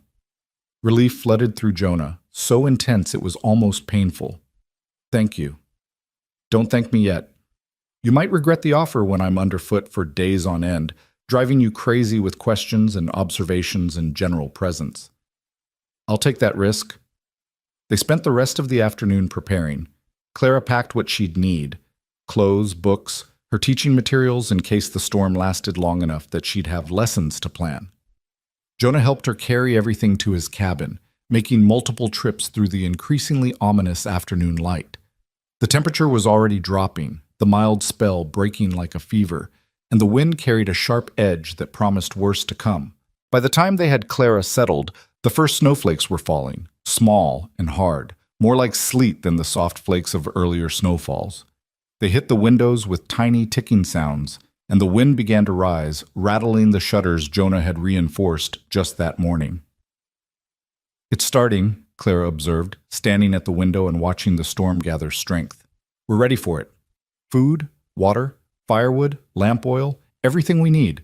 Could last us a month if we're careful. Let's hope it doesn't come to that." That night they ate dinner by lamplight while the wind howled outside like something alive and angry. The cabin creaked and groaned under the assault, but Jonah had built it well, built it strong, and it held against the storm's fury. They sat close to this fire, Clara in his father's old chair, and Jonah on the hearth, and talked about everything and nothing, her childhood in Kansas, his memories of his mother, the books they'd read, the dreams they'd harbored and abandoned and sometimes rekindled. "Did you ever want to leave?" Clara asked. "Really leave, not just think about it, but actually pack up and go?" "Once. Right after Rebecca.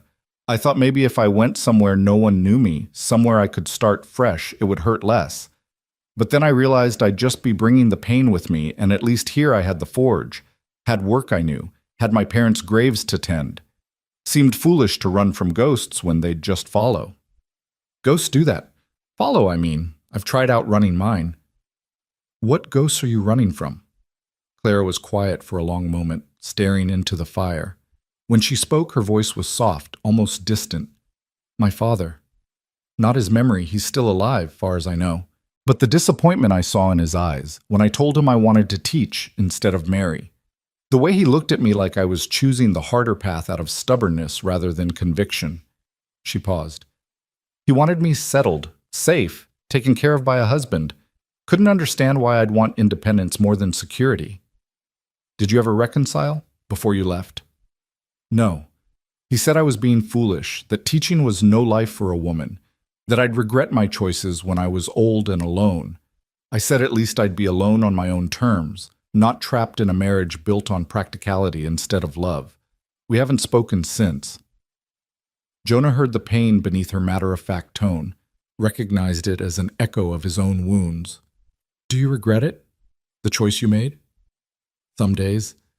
When the loneliness gets heavy, when I'm in a new town where no one knows me, and I'm starting over for the 10th time. But then I remember why I chose this. The children, the difference I can make, the freedom to live according to my own values. And no, I don't regret it. I regret the rift with my father, but not the choice that caused it." "Would you ever reach out to him? Try to mend things?" "Maybe.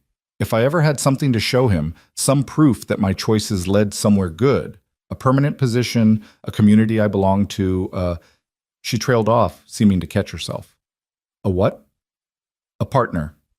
Someone who saw value in what I do, who didn't need me to be smaller or quieter or more conventional to fit into their life.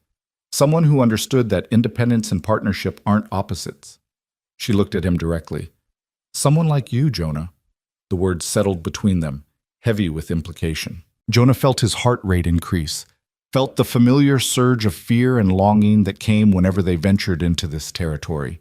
The future, the permanence, the possibility of building something that lasted. "Clara, A tremendous gust of wind slammed into the cabin, so forceful that the whole structure shuddered. Something outside, a shutter or a loose board, tore free with a crack like a gunshot. The lamp flames flickered wildly, and for a moment Jonah thought they might go out entirely, leaving them in darkness. But the flames steadied, the cabin held, and the moment of confession passed into concern for more immediate matters. "I need to check that," Jonah said, standing. "Something's come loose.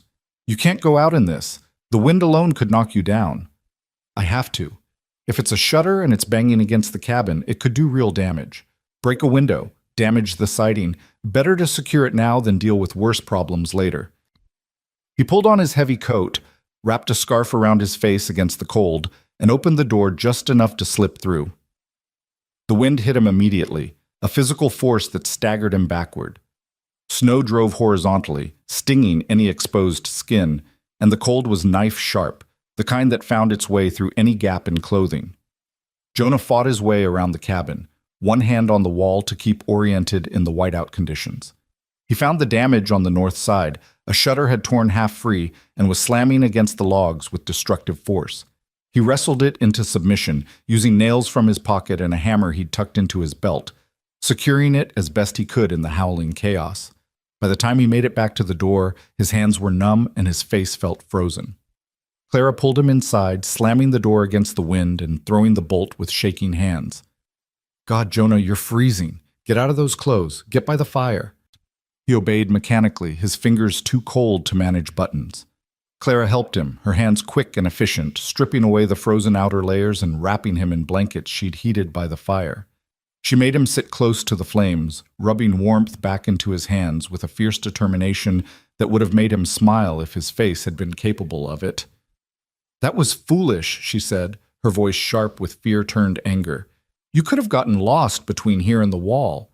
People freeze to death 10 feet from their own doors in storms like this." Had to be done. Not at the cost of your life, it didn't. A shutter can be replaced. You can't. The vehemence in her voice, the naked fear in her eyes, struck something deep in Jonah's chest. She cared.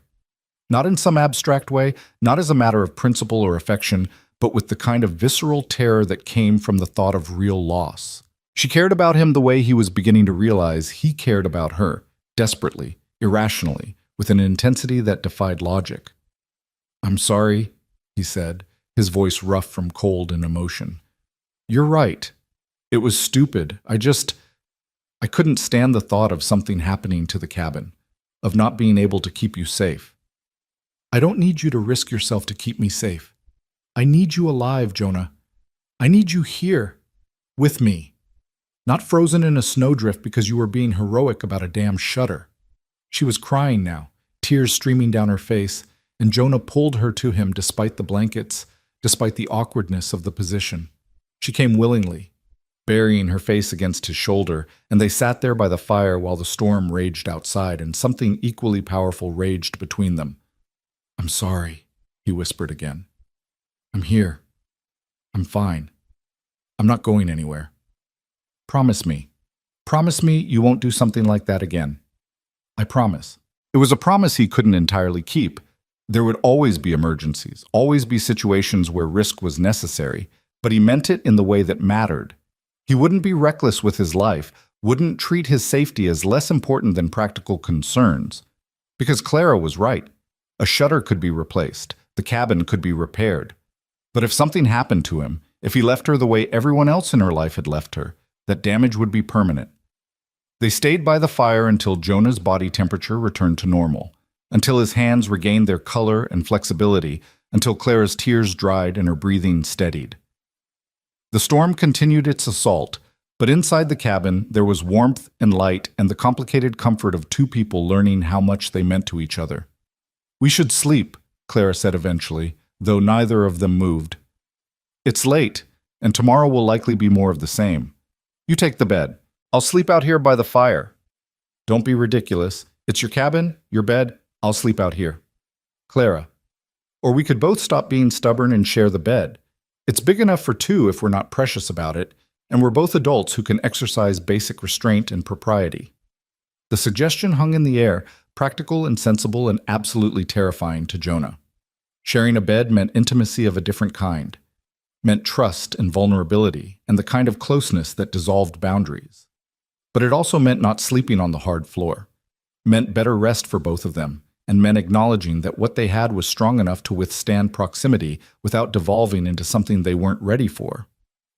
"All right," he heard himself say, "but I sleep on the side nearest the door, and you take the extra blanket." "Deal."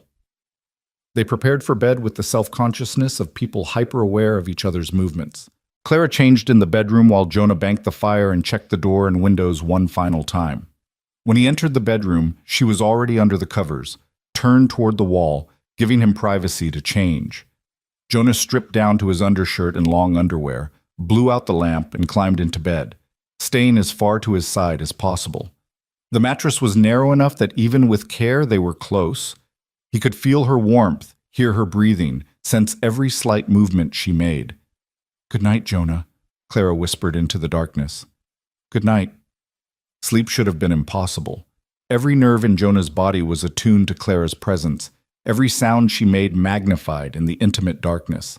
But exhaustion and the day's exertions took their toll, and gradually, incrementally, he felt himself drifting. The last thing he was aware of before sleep claimed him was Clara's hand finding his beneath the covers, her fingers lacing through his in a gesture that was both innocent and profound. He squeezed her hand gently, and she squeezed back, and they fell asleep that way, connected, trusting, together against the storm. The blizzard raged for 3 days. Jonah woke on the first morning to find Clara curled against him, her head on his shoulder and one arm draped across his chest. Sometime in the night they'd gravitated together, seeking warmth and comfort in sleep the way they were learning to do while awake.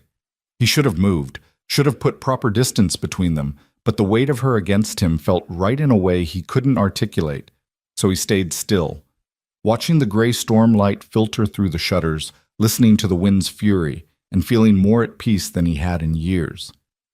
Clara stirred eventually, becoming aware of their position. She tensed, starting to pull away, but Jonah's arm tightened around her before he could think better of it.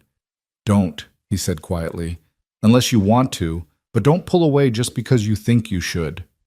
She relaxed back against him, and he felt her smile against his shoulder. "I'm not very good at following rules about what I should and shouldn't do. I've noticed. And you're not very good at accepting good things when they happen to you. I've noticed that too." They lay there in the gray morning light, the storm a constant presence beyond the walls, and Jonah felt something shift in his understanding of what this was, what they were building. It wasn't just companionship or even romance in the conventional sense. It was partnership, the kind forged in trust and tested by circumstance. Clara had seen him at his most fearful, most resistant, most damaged, and hadn't flinched, and he'd seen her lonely and uncertain and fiercely independent, and loved her not despite those things, but because of them. Loved her.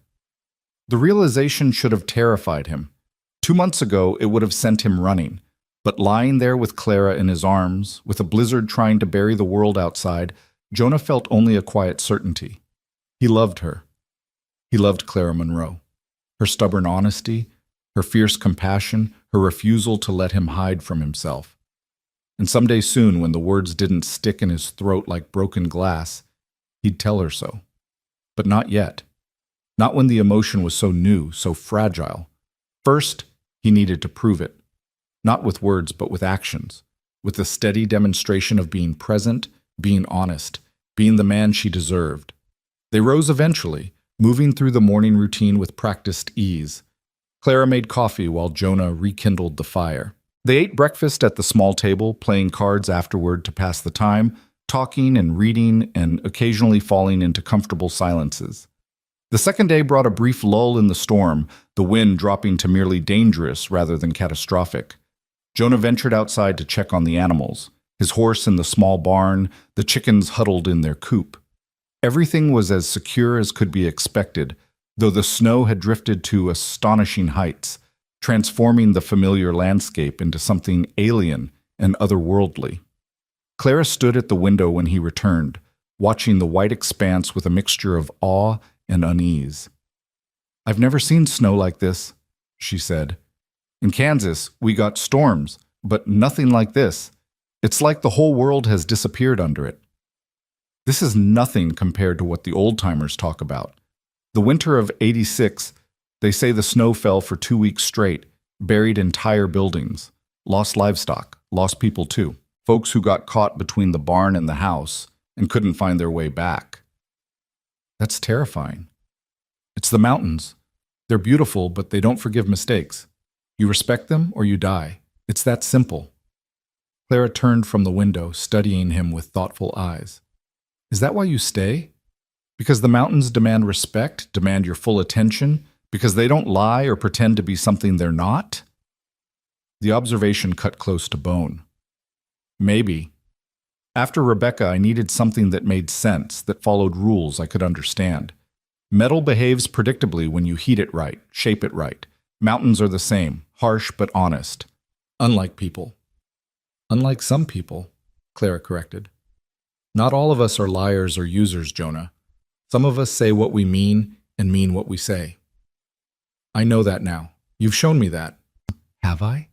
Because sometimes I wonder if you're waiting for me to prove you right, to show you that trust was a mistake, like you're braced for impact even when there's no collision coming. Jonah moved to stand beside her at the window, their reflections ghostly in the glass. You're right. I am braced, waiting for the other shoe to drop. 5 years of certainty that betrayal is inevitable doesn't evaporate in 2 months, no matter how much I want it to. But I'm trying, Clara. Every day I'm trying to believe that you're different, that this is different. What would it take? For you to really believe it, not just try to. Time, I think. Time and you not changing, not proving me right. Time and you just being you, honest and direct and present. Eventually, my fear will have to give way to evidence. Eventually, I'll have to accept that you're exactly who you appear to be. And if I'm not perfect, if I make mistakes, if I hurt you without meaning to, if I have bad days where I'm short-tempered or unfair, then we'll deal with it. Because that's being human, not being a liar. There's a difference between imperfection and betrayal, and I need to remember that. Clara took his hand, threading her fingers through his. We're both learning, aren't we? You're learning to trust again, and I'm learning how to love someone without losing myself in the process. It's not easy for either of us. No, but nothing worth having ever is. The third day of the storm was the worst. The wind reached speeds that made the cabin walls groan in protest, and the temperature plummeted until even the robust fire struggled to keep the space warm. Jonah and Clara stayed close to the hearth, wrapped in blankets, and read aloud to each other from the book she'd brought, poetry despite his protests, because she claimed emergency conditions warranted special measures. Listen to this one, Clara said, her voice carrying the rhythm of the verse. It's Whitman. I am large, I contain multitudes. Doesn't that capture something true? That we're all contradictions, all complexity, all these different versions of ourselves depending on circumstance and company? It's pretty words for a simple truth. People are complicated, not exactly a revelation. But it's how he says it that matters. I contain multitudes. Like we're universes unto ourselves, vast and varied. Like one person can be brave and frightened, generous and selfish, open and guarded all at once. Like you, Jonah. Me? Yes, you. You contain multitudes. The man who refuses every woman in town and the man who invites me to weather a storm in his cabin.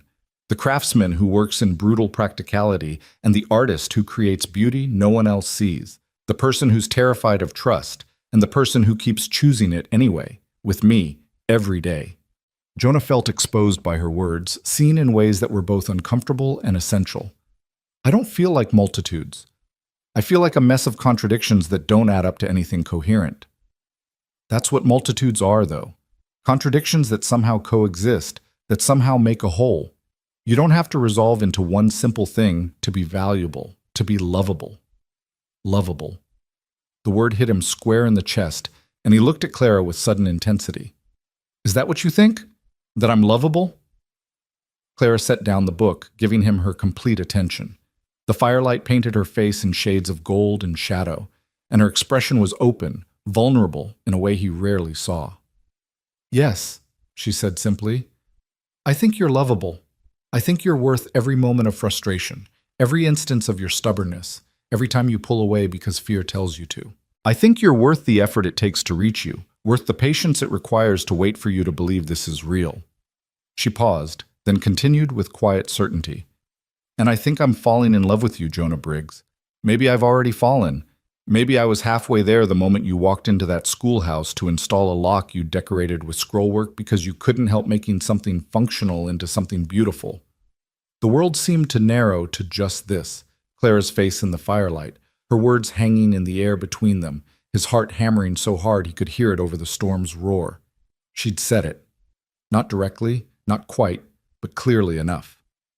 She loved him, or was falling into love with him, and the truth of it was there in her eyes, undeniable and terrifying and wonderful. Clara, His voice cracked, and he had to start again. I don't have pretty words like Whitman. I don't know how to say things the way they deserve to be said, but I need you to know. He took her face in his hands, gentle despite the calluses, despite the trembling in his fingers. I need you to know that you've become necessary to me.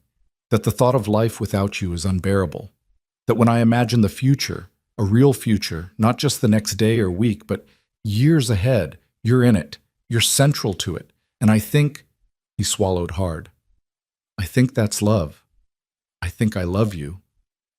Tears spilled down Clara's cheeks, catching the firelight like jewels. You think, or you know? I know, God help me, Clara, I know. I love you.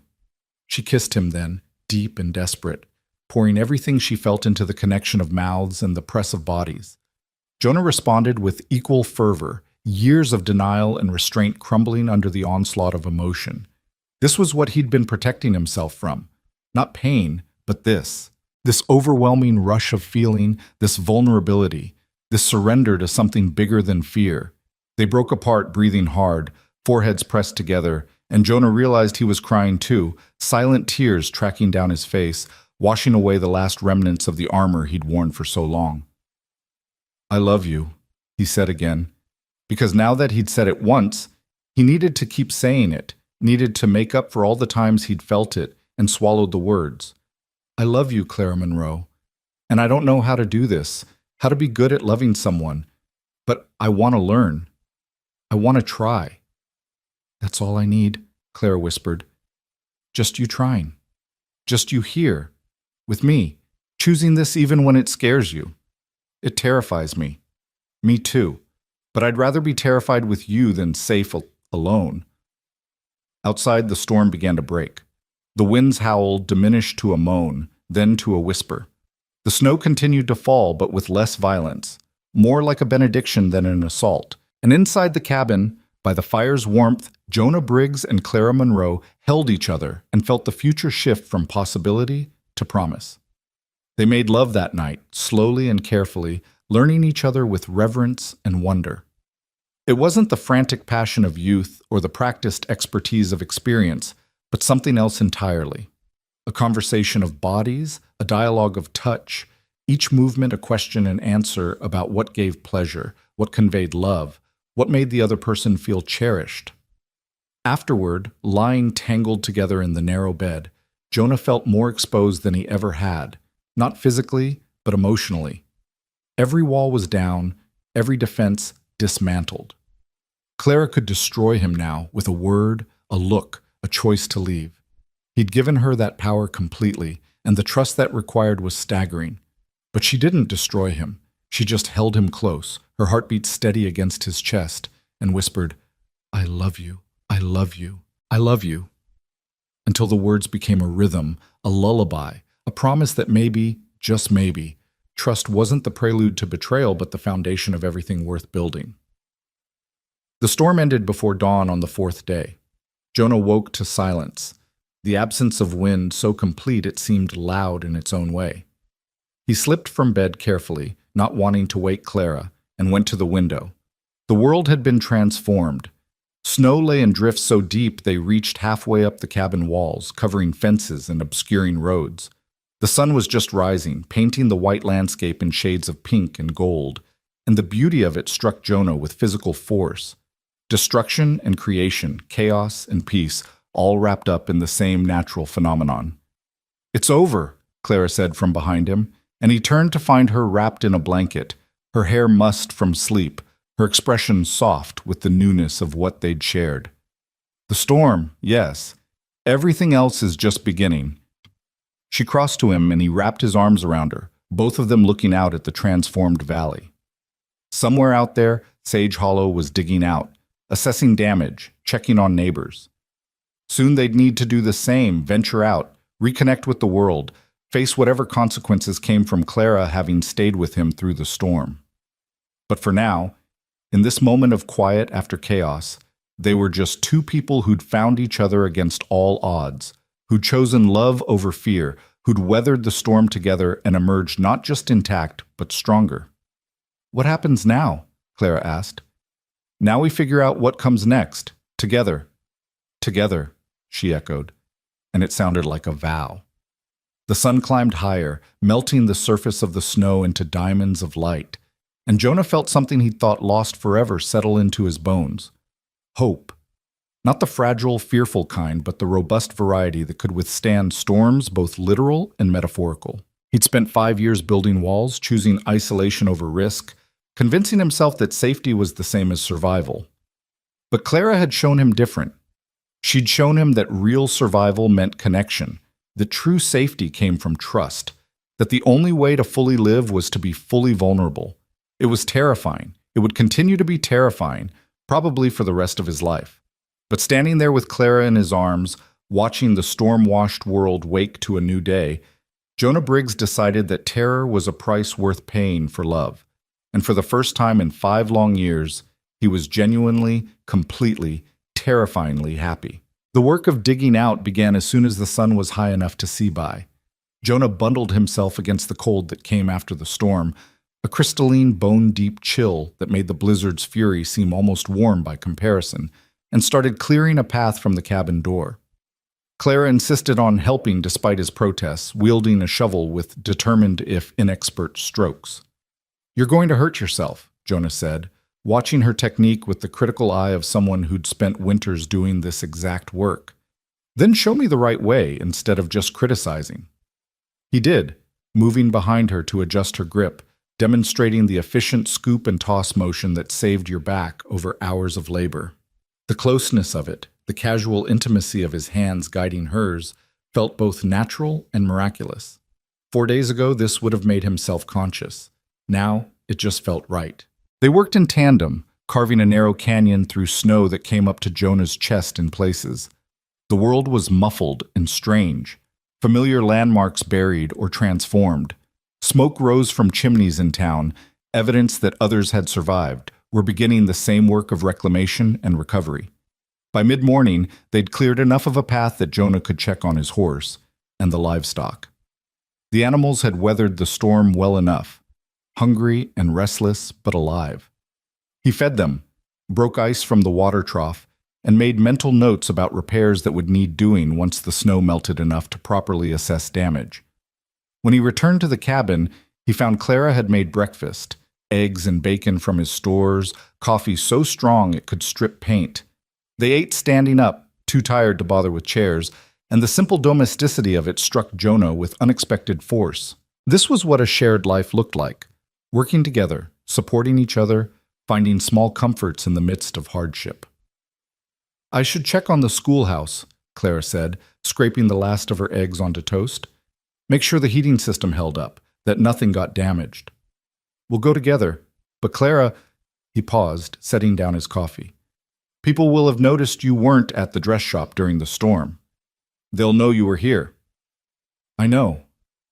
There will be talk, assumptions. Probably some folks who'll think the worst, who'll judge you for it." Clara met his eyes steadily. "Let them judge. I'm not ashamed of staying here, of being with you. Are you ashamed of me being here?" "God, no, never. I just don't want this to hurt you, your reputation, your position at the school." "My reputation can survive some scandal, and if the school board has a problem with it, they can take it up with me directly. I made a choice, Jonah. A choice to be safe, to be with you, and I'd make it again. What other people think about that is their concern, not mine." The fierce independence in her voice, the refusal to apologize or hide, made something swell in Jonah's chest. This was who Clara was, uncompromising in her authenticity, unwilling to shrink herself to fit others' expectations. It was what had drawn him to her from the start, and it was what would probably keep drawing him for the rest of his life. "All right then," he said. "Let's go face the music together." They set out for town, bundled like Arctic explorers, the path Jonah had cleared already starting to drift closed in places where the wind caught it. The walk that normally took 15 minutes stretched to nearly an hour as they navigated drifts and helped each other over obstacles the storm had created. Other folks were out too, the whole town engaged in the monumental task of digging itself free. Timothy Crane was the first to see them, his eyes widening as he took in the sight of Jonah and Clara emerging from the direction of Jonah's cabin together. His gaze sharpened with speculation, and Jonah could practically see the gossip forming in the old man's mind. "Brig," Timothy called out, his tone carefully neutral. "Miss Monroe?" Glad to see you both made it through all right. Mr. Crane? Clara responded with equal neutrality. How did your place fare? Lost some shingles, got a drift that'll take me a week to move, but can't complain. Could have been worse. His eyes flicked between them, questions he was too polite or too calculating to ask directly. You weather the storm at the Henley place, Miss Monroe? No, Clara said, her chin lifting slightly in a gesture Jonah recognized as defensive pride. I stayed at Mr. Briggs's cabin. He was kind enough to offer shelter when it became clear the storm would be severe. The information hung in the cold air like a confession, though Clara's tone suggested she saw nothing to confess. Timothy's eyebrows climbed toward his hat, and Jonah could see him recalibrating everything he thought he knew about Jonah Briggs and Clara Monroe. Well, Timothy said slowly, that was neighborly of him. It was practical, Clara corrected, and I'm grateful for it. Now, if you'll excuse us, I need to check on the schoolhouse. She walked on, leaving Jonah to nod at Timothy and follow. He could feel the old man's stare boring into his back, could imagine the conversation Timothy would have with his cronies before the day was out. But Clara had been right. This was their business, their choice, and they owed no one explanations beyond what they chose to give. The schoolhouse had survived intact, though snow had drifted against the door so high they had to dig for 20 minutes just to get it open. Inside, the heating system Jonah had installed was cold but undamaged, and Clara moved through the space with visible relief, checking her supplies, her books, the children's work she'd left on her desk. Everything's fine, she said, more to herself than to him. We can reopen tomorrow if the children can make it through the snow. Give it a few days. Let the town dig out properly, let parents make sure their own situations are stable. The children will still be here next week. Clara nodded, running her hand over her desk with the fond touch of someone greeting an old friend. This place matters so much to me. These children, this work, it's who I am in a lot of ways. I know. That's part of why He trailed off, not sure how to articulate what he wanted to say. Why you what?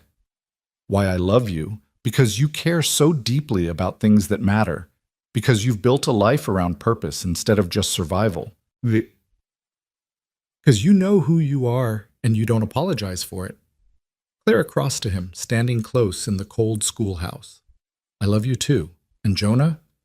I'm not going anywhere. Not from this town, not from you, not from this life we're starting to build. You need to hear that, need to believe it, because I can see the doubt in your eyes sometimes.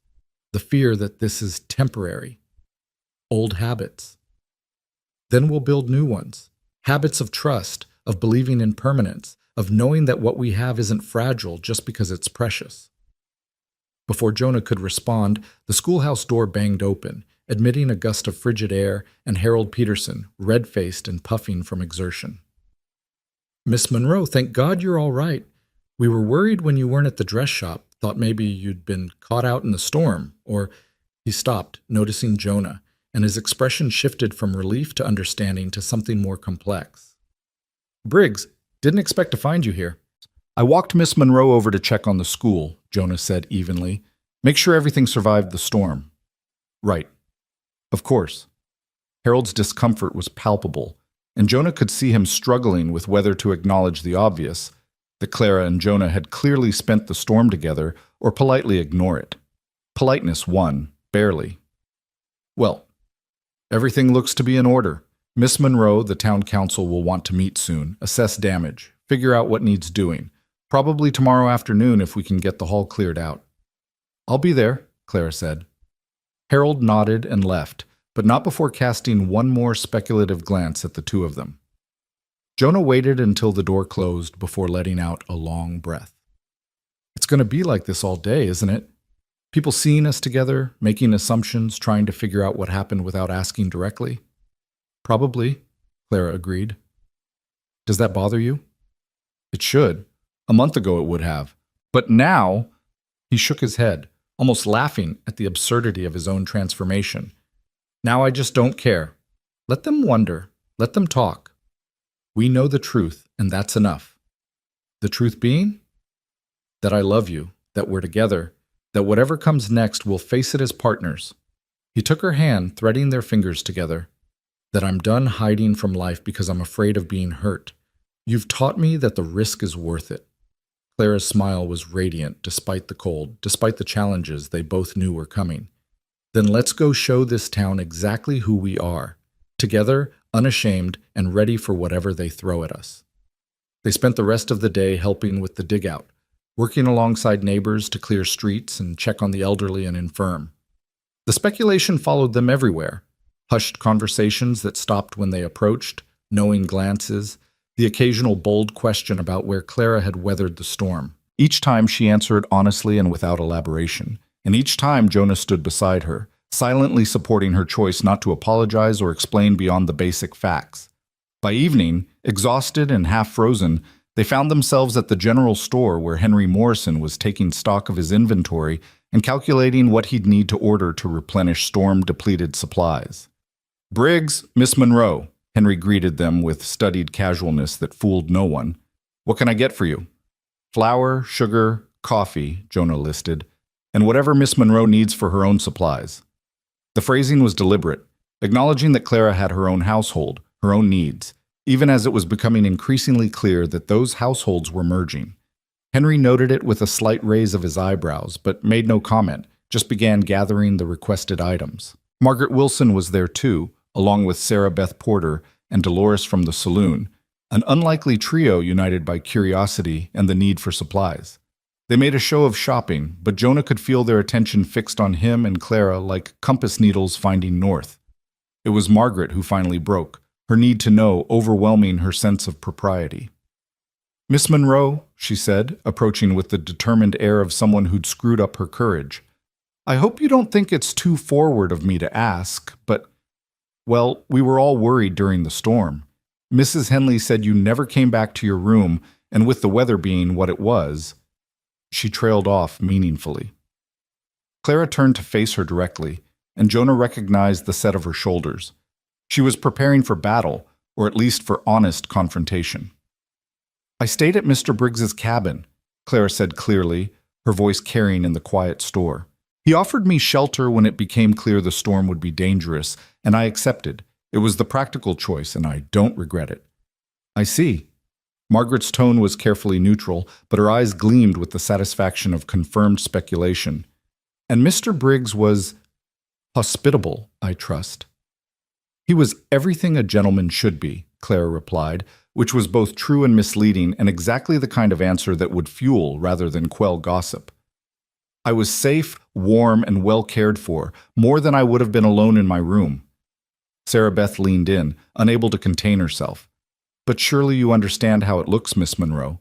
A single woman spending days in a bachelor's cabin. People will talk." "People are already talking," Clara said with a shrug. "And they're welcome to their opinions. But my choices are my own, and I answer only to myself and my conscience, both of which are perfectly clear on this matter."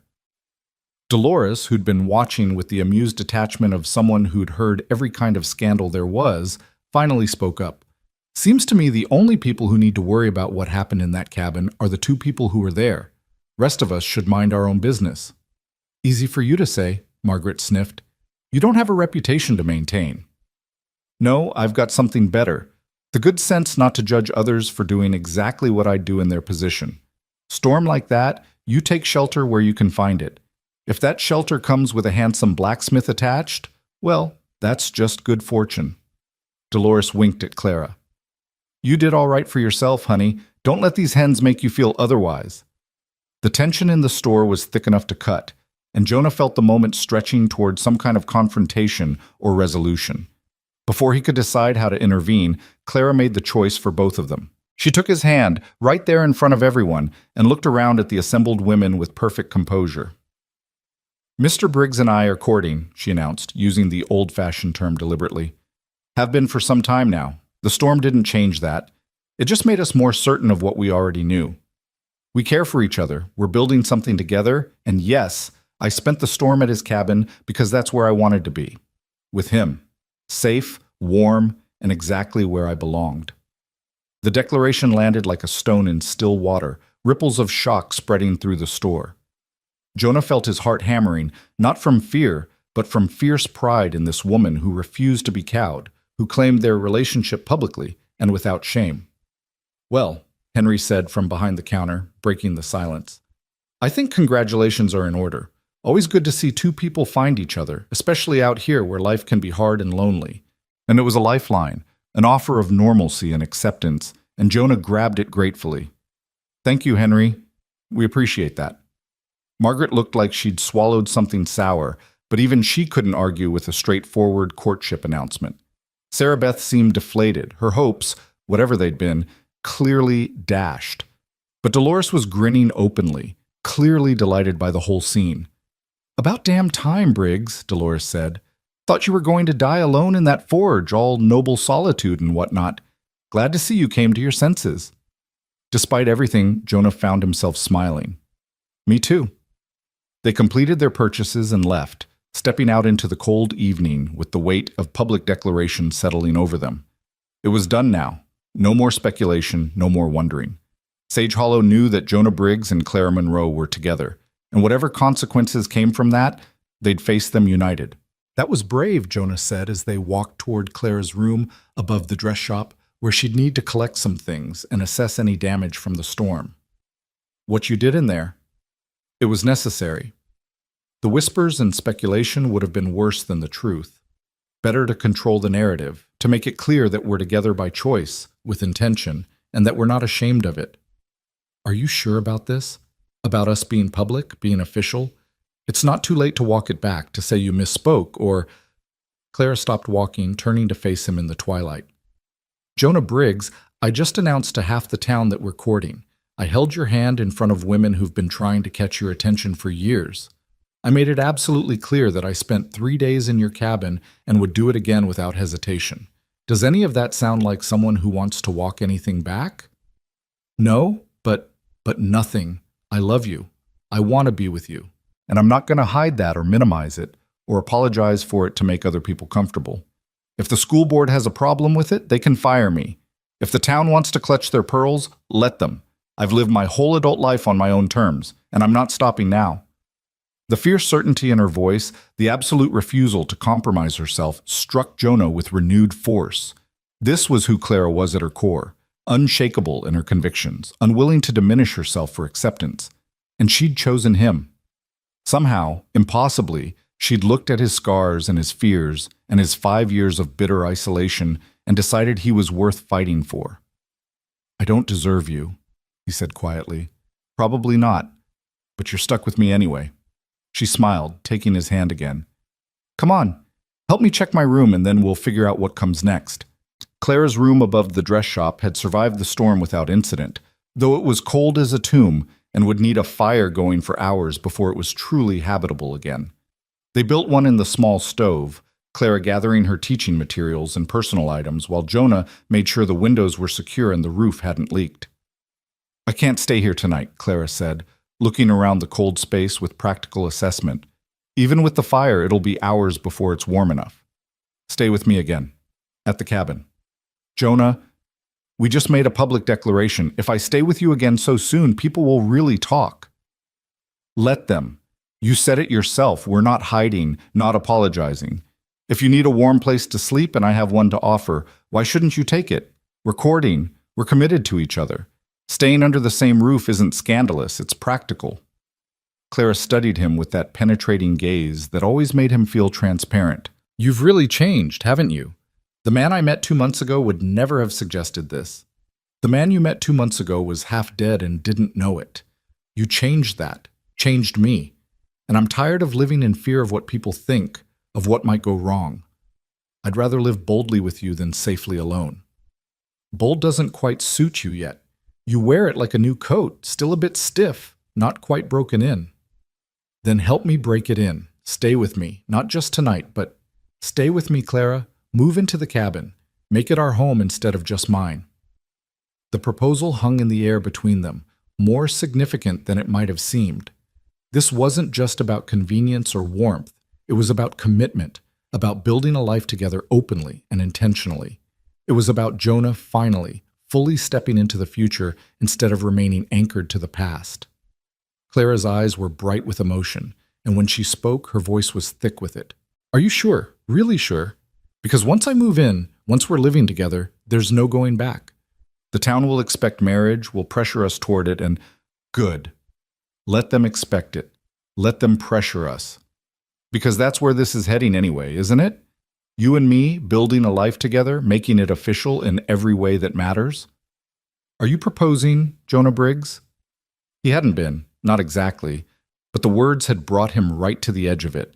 And standing there in Clara's cold room with her looking at him like he hung the moon, Jonah realized he didn't want to wait. Didn't want to be cautious or gradual or sensible. He wanted Clara, wanted a future with her, wanted to stop hedging his bets and just commit fully to the best thing that had ever happened to him. Not yet, he said, and saw her face fall slightly before he continued. Not yet, because when I propose, I want to do it right. With a ring, with planning, with all the romance and ceremony you deserve. But Clara, make no mistake, I'm going to propose. Soon. And when I do, I need you to know it's not because the town expects it or because we're living together and it's the proper thing. It'll be because I can't imagine my life without you in it, because you've become essential to me, because I love you more than I thought it was possible to love anyone. Tears streaked down Clara's face, but she was smiling through them, radiant and beautiful in his. Then yes. Yes, I'll move into the cabin. Yes, I'll build a life with you. And yes, when you propose properly with rings and romance, I'll say yes to that too. Jonah crossed to her and pulled her into his arms, holding her tight against his chest while she cried happy tears into his shirt. This was it. The moment when his old life truly ended and his new one began. The moment when Jonah Briggs, the man who'd refused every woman in town, who'd chosen loneliness over risk for 5 long years, finally embraced the terrifying, exhilarating reality of love. They stayed in Clara's room only long enough to pack what she'd need immediately, planning to come back for the rest over the coming days. As they prepared to leave, Clara paused at the door, looking back at the small space that had been her home for the past 2 months. Nervous? Jonah asked. A little. This feels like a big step, even though it's the logical next one. We can wait if you need more time. I don't want to rush you into anything you're not ready for. Clara shook her head. I'm ready. I've been ready since you installed that lock on the schoolhouse, and I realized you were the kind of man who adds beauty to function because he can't help himself. I'm just taking a moment to appreciate the significance of it, the before and after. And I'm excited about the after.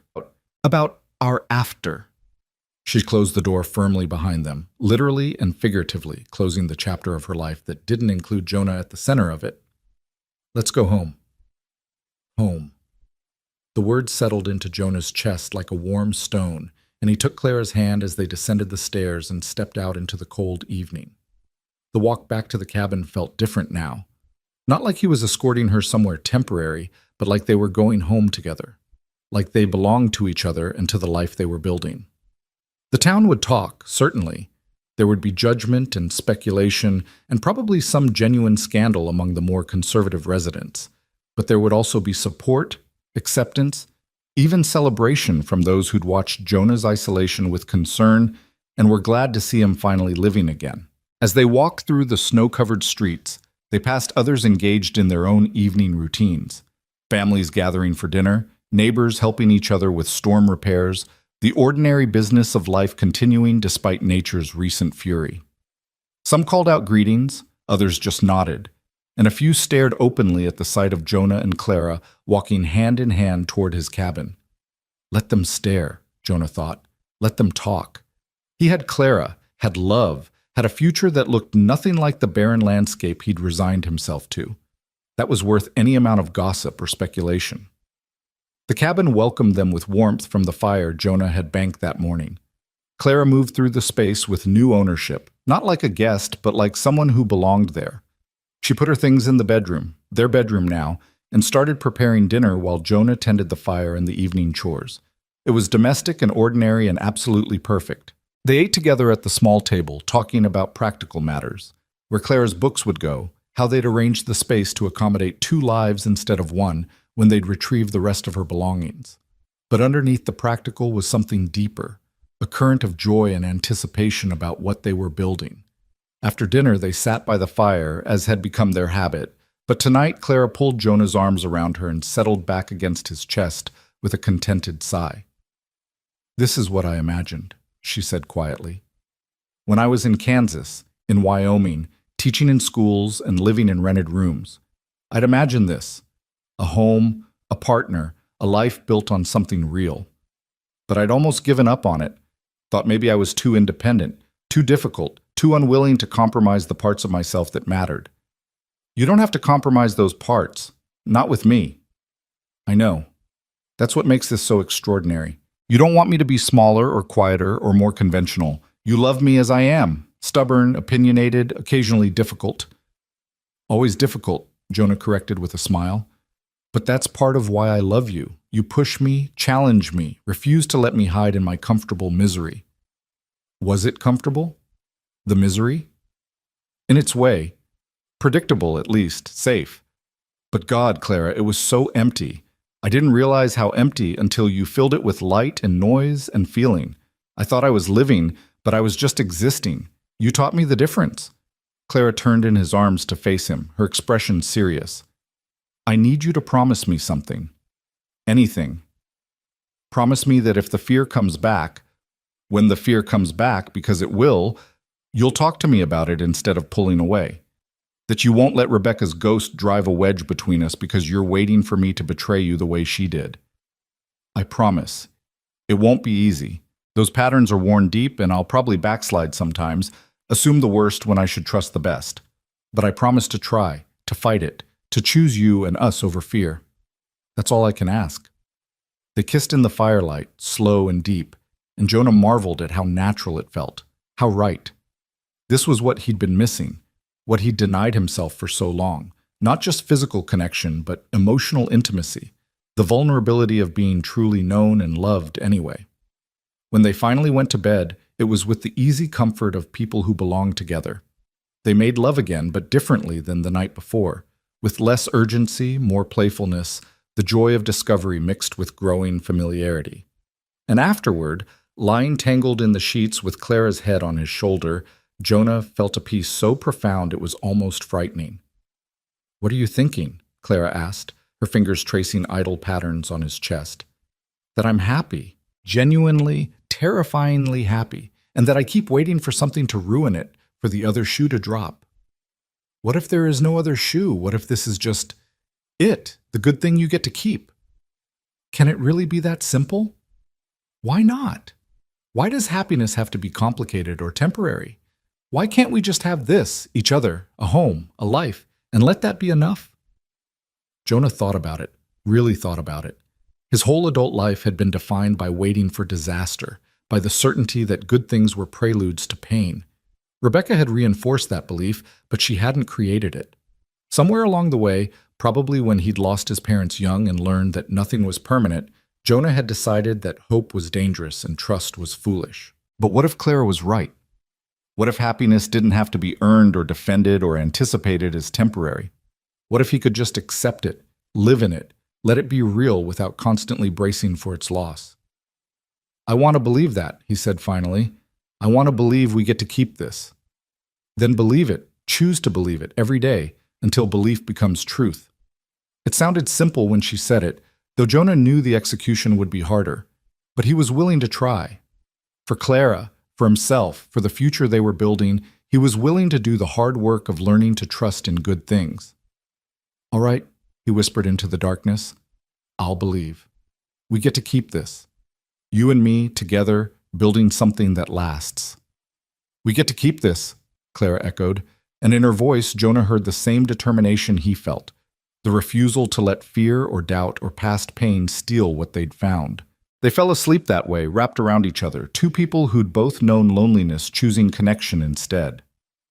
And if Jonah's dreams were peaceful for the first time in years, if he slept without the nightmares of abandonment and betrayal that had plagued him since Rebecca, well, that was just more evidence that Clara was right. They got to keep this, and Jonah was finally fully ready to believe it. The next morning brought the town council meeting, and Clara insisted they attend together. Jonah would have preferred to avoid it. Council meetings were generally tedious affairs, and his presence would only fuel more speculation. But Clara was adamant. We're part of this community, she said firmly, and we need to be present for the decisions that affect it. Besides, I want them to see us together, to normalize it. The more we act like this is perfectly natural and unremarkable, the sooner it will become exactly that. So they went, walking into the church hall where the meeting was being held with their heads high and their hands linked. The reaction was immediate.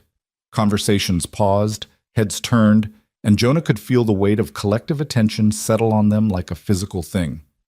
Reverend Hutchins called the meeting to order with a pointed clearing of his throat, and people reluctantly turned their attention from Jonah and Clara to the business at hand.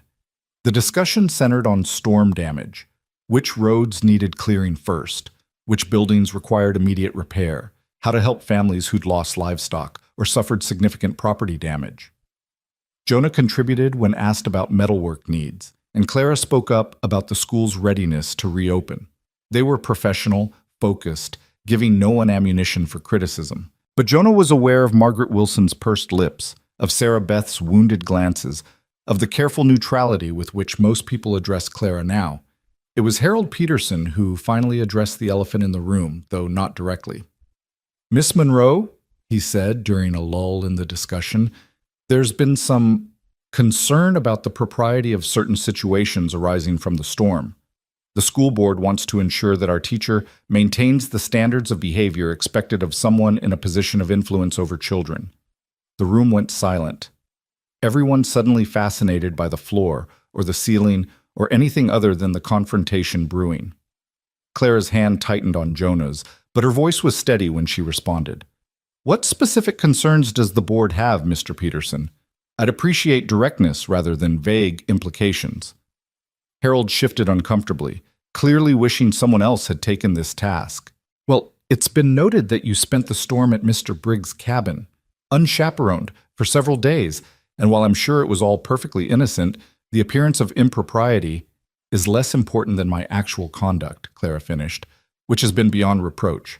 I sought shelter during a dangerous storm, which was the prudent and sensible thing to do. What the town chooses to make of that says more about them than about me.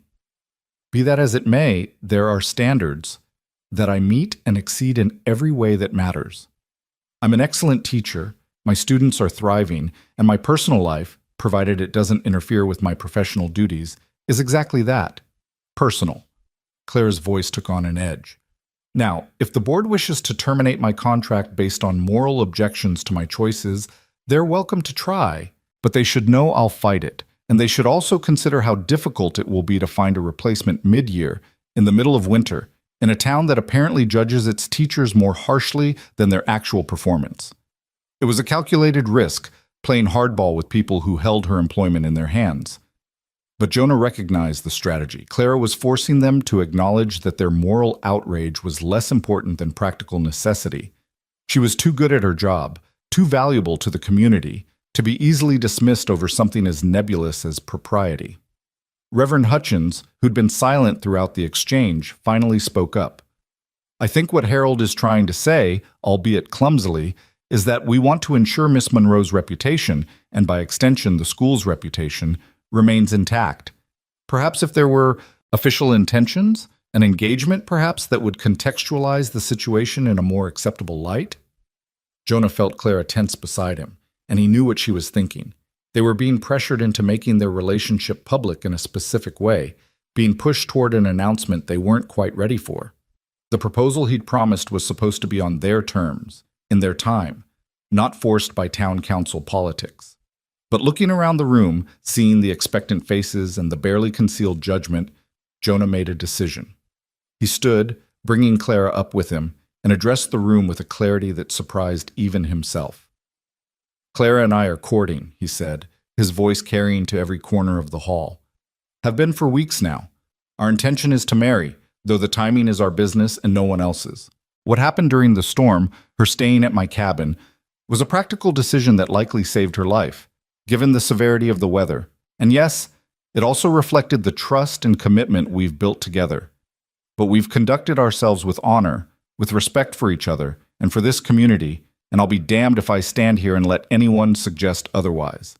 The room erupted in murmurs, shock, approval, disapproval, all mixed together in a chaotic buzz.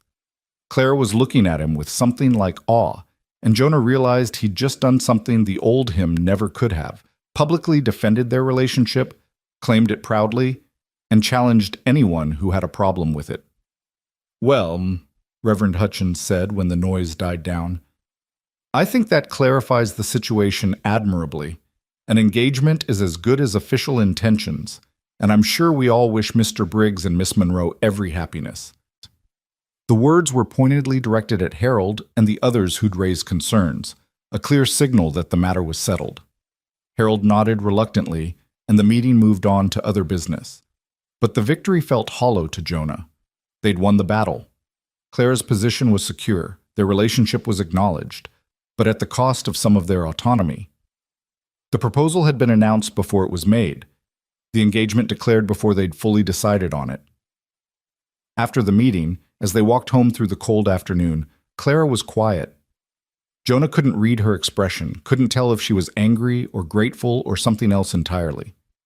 "I'm sorry," he said finally, "for announcing an engagement before I'd actually proposed, for taking that moment from us." Clara stopped walking, turning to face him. "Are you sorry for defending me, for standing up to them and making it clear that you're proud to be with me?" "No, never that." "Then don't apologize. Yes, it would have been nice to have that moment be ours alone. But Jonah, what you did in there, standing up for us, for me, in front of everyone, that mattered more than timing or perfect proposals. You showed me, and everyone else, that you're all in, that you're not ashamed or uncertain or hedging your bets. I'm not. I love you, Clara, and I want to marry you, want to build a life with you. That's not about town pressure or appearances. It's about knowing you're it for me. You're the future I want." Clara's eyes filled with tears, but she was smiling. "Then ask me, right here, right now, in the middle of this snowy street. Ask me properly." Jonah's heart hammered. This wasn't how he'd planned it. No ring, no romantic setting, just the two of them in the cold with the whole town probably watching from windows. But it was honest, it was real, and it was theirs. He took both her hands in his, looking into her eyes with all the love and certainty he felt. "Clara Monroe, you walked into my life and refused to let me hide. You saw past my walls and my fears and my stubborn determination to stay alone. And you loved me anyway. You've made me want things I thought I'd never want again. A partner, a future, a family. You've made me believe in good things, in lasting things, in the possibility that happiness isn't just the prelude to pain. I don't have a ring yet. I don't have perfect words. But I have this. I love you. I choose you. And I want to spend the rest of my life proving that you made the right choice in fighting for us. Will you marry me?" Clara was crying openly now, not bothering to wipe away the tears freezing on her cheeks. "Yes. Yes, Jonah, I'll marry you. I'll spend the rest of my life with you, building something beautiful together." He kissed her then, in the middle of Main Street with half of Sage Hollow probably watching, and it was perfect. Imperfect and public and nothing like he'd imagined, but perfect because it was theirs, because it was real. Because it was the moment when Jonah Briggs finally stopped running from love and embraced it fully. When they broke apart, breathless and grinning, Jonah saw curtains twitching in windows, saw faces quickly disappearing from doorways. By tomorrow, the whole town would know every detail of this proposal, but he found he didn't care. Let them know. Let them see that the man who'd refused every woman in town had found the one worth saying yes to. "Come on," Clara said, taking his hand. "Let's go home. I want to start planning our life together."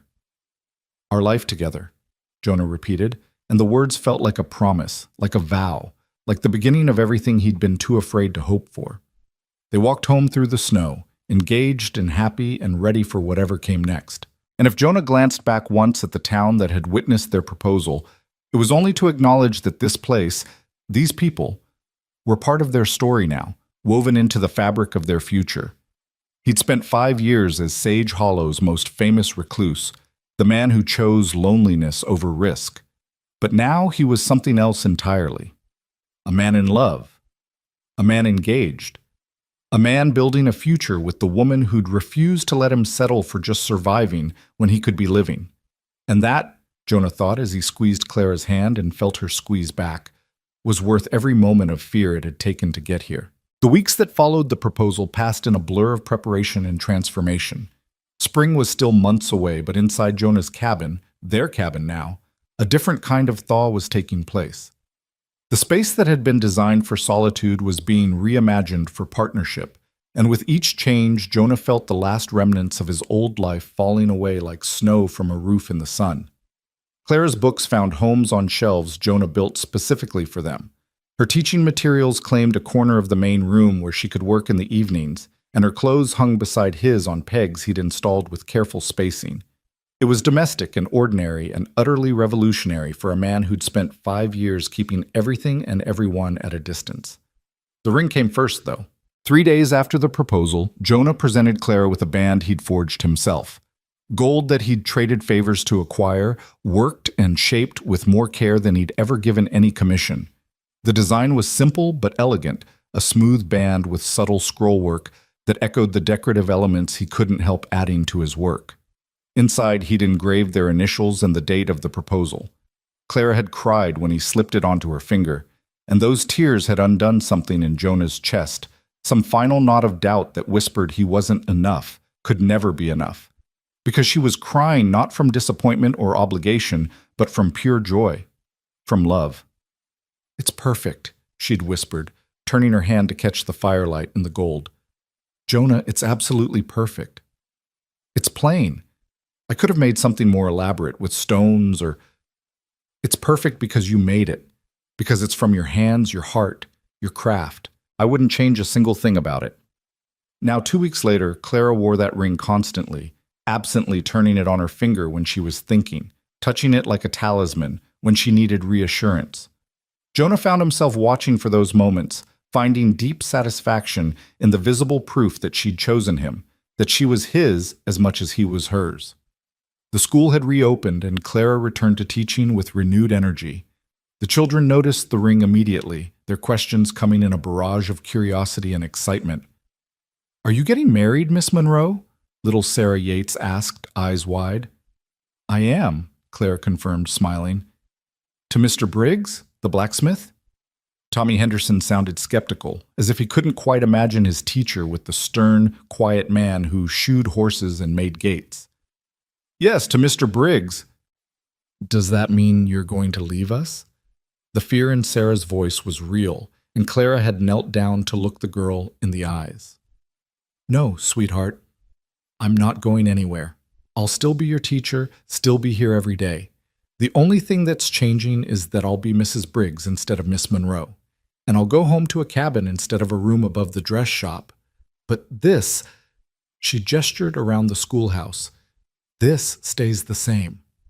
The relief on the children's faces had been palpable, and Clara had returned home that evening to tell Jonah about it, her voice thick with emotion.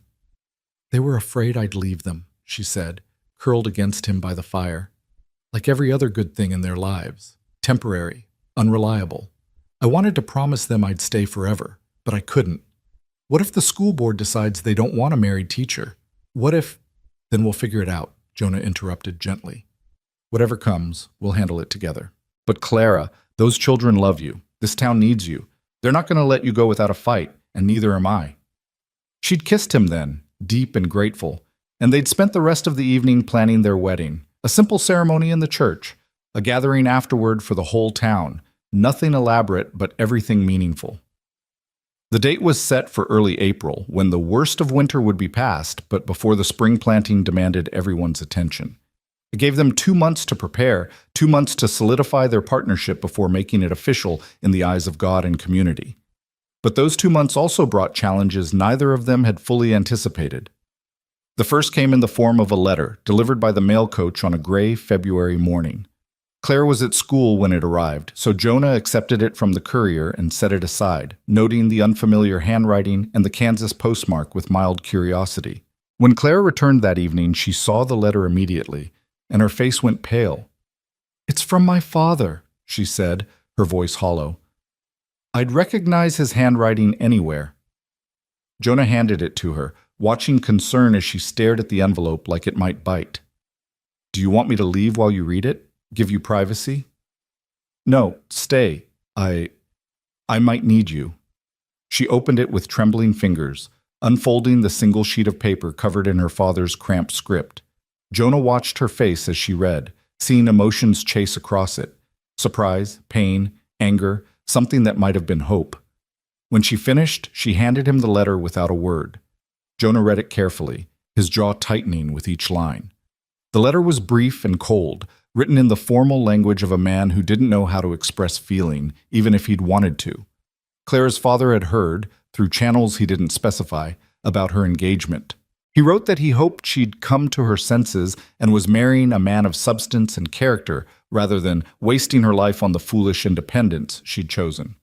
He expected to be informed of the wedding details so he could fulfill his duty of giving her away, though the phrasing made it clear he considered this obligation rather than joy. There was no apology for their estrangement, no acknowledgement of the pain his rejection had caused, no expression of love or pride in the woman his daughter had become. Just duty, obligation, and the faint suggestion that marriage might redeem her in his eyes. Jonah set the letter down, fury building in his chest. He has no right. After years of silence, of judgment, he thinks he can just show up and play the dutiful father? It's what I expected, Clara said quietly, though her eyes were bright with unshed tears. He doesn't apologize, doesn't change. He just adjusts reality to fit what he can accept. I'm not his educated, independent daughter who chose teaching over marriage. I'm his wayward daughter who finally saw reason and found a husband. You don't have to respond. You don't owe him anything, Clara. Not explanation, not reconciliation, and certainly not a place at our wedding. Don't I? She looked at him, and the pain in her eyes cut him deep. He's my father, Jonah. The only family I have. And yes, he hurt me, disappointed me, rejected the choices that made me who I am.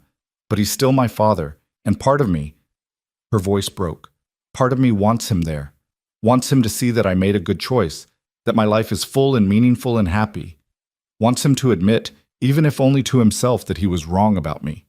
Jonah pulled her into his arms, holding her while she cried out years of accumulated hurt and longing.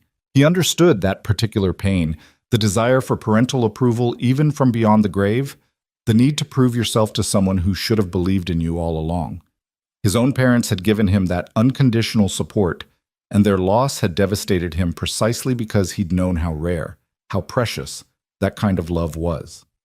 Clara didn't have it, had never had it, and she was still reaching for it, hoping against hope that her father might finally see her worth. "What do you want to do?" Jonah asked when her tears subsided. "I'll support whatever you decide. But Clara, you need to be honest with yourself about what you're hoping for. If you invite him, if he comes, there's a good chance he'll disappoint you again. Can you handle that?" "I don't know. Maybe. Maybe it's worth the risk to give him one more chance, to see if marriage makes me acceptable in his eyes in a way teaching never could." She pulled back to look at Jonah,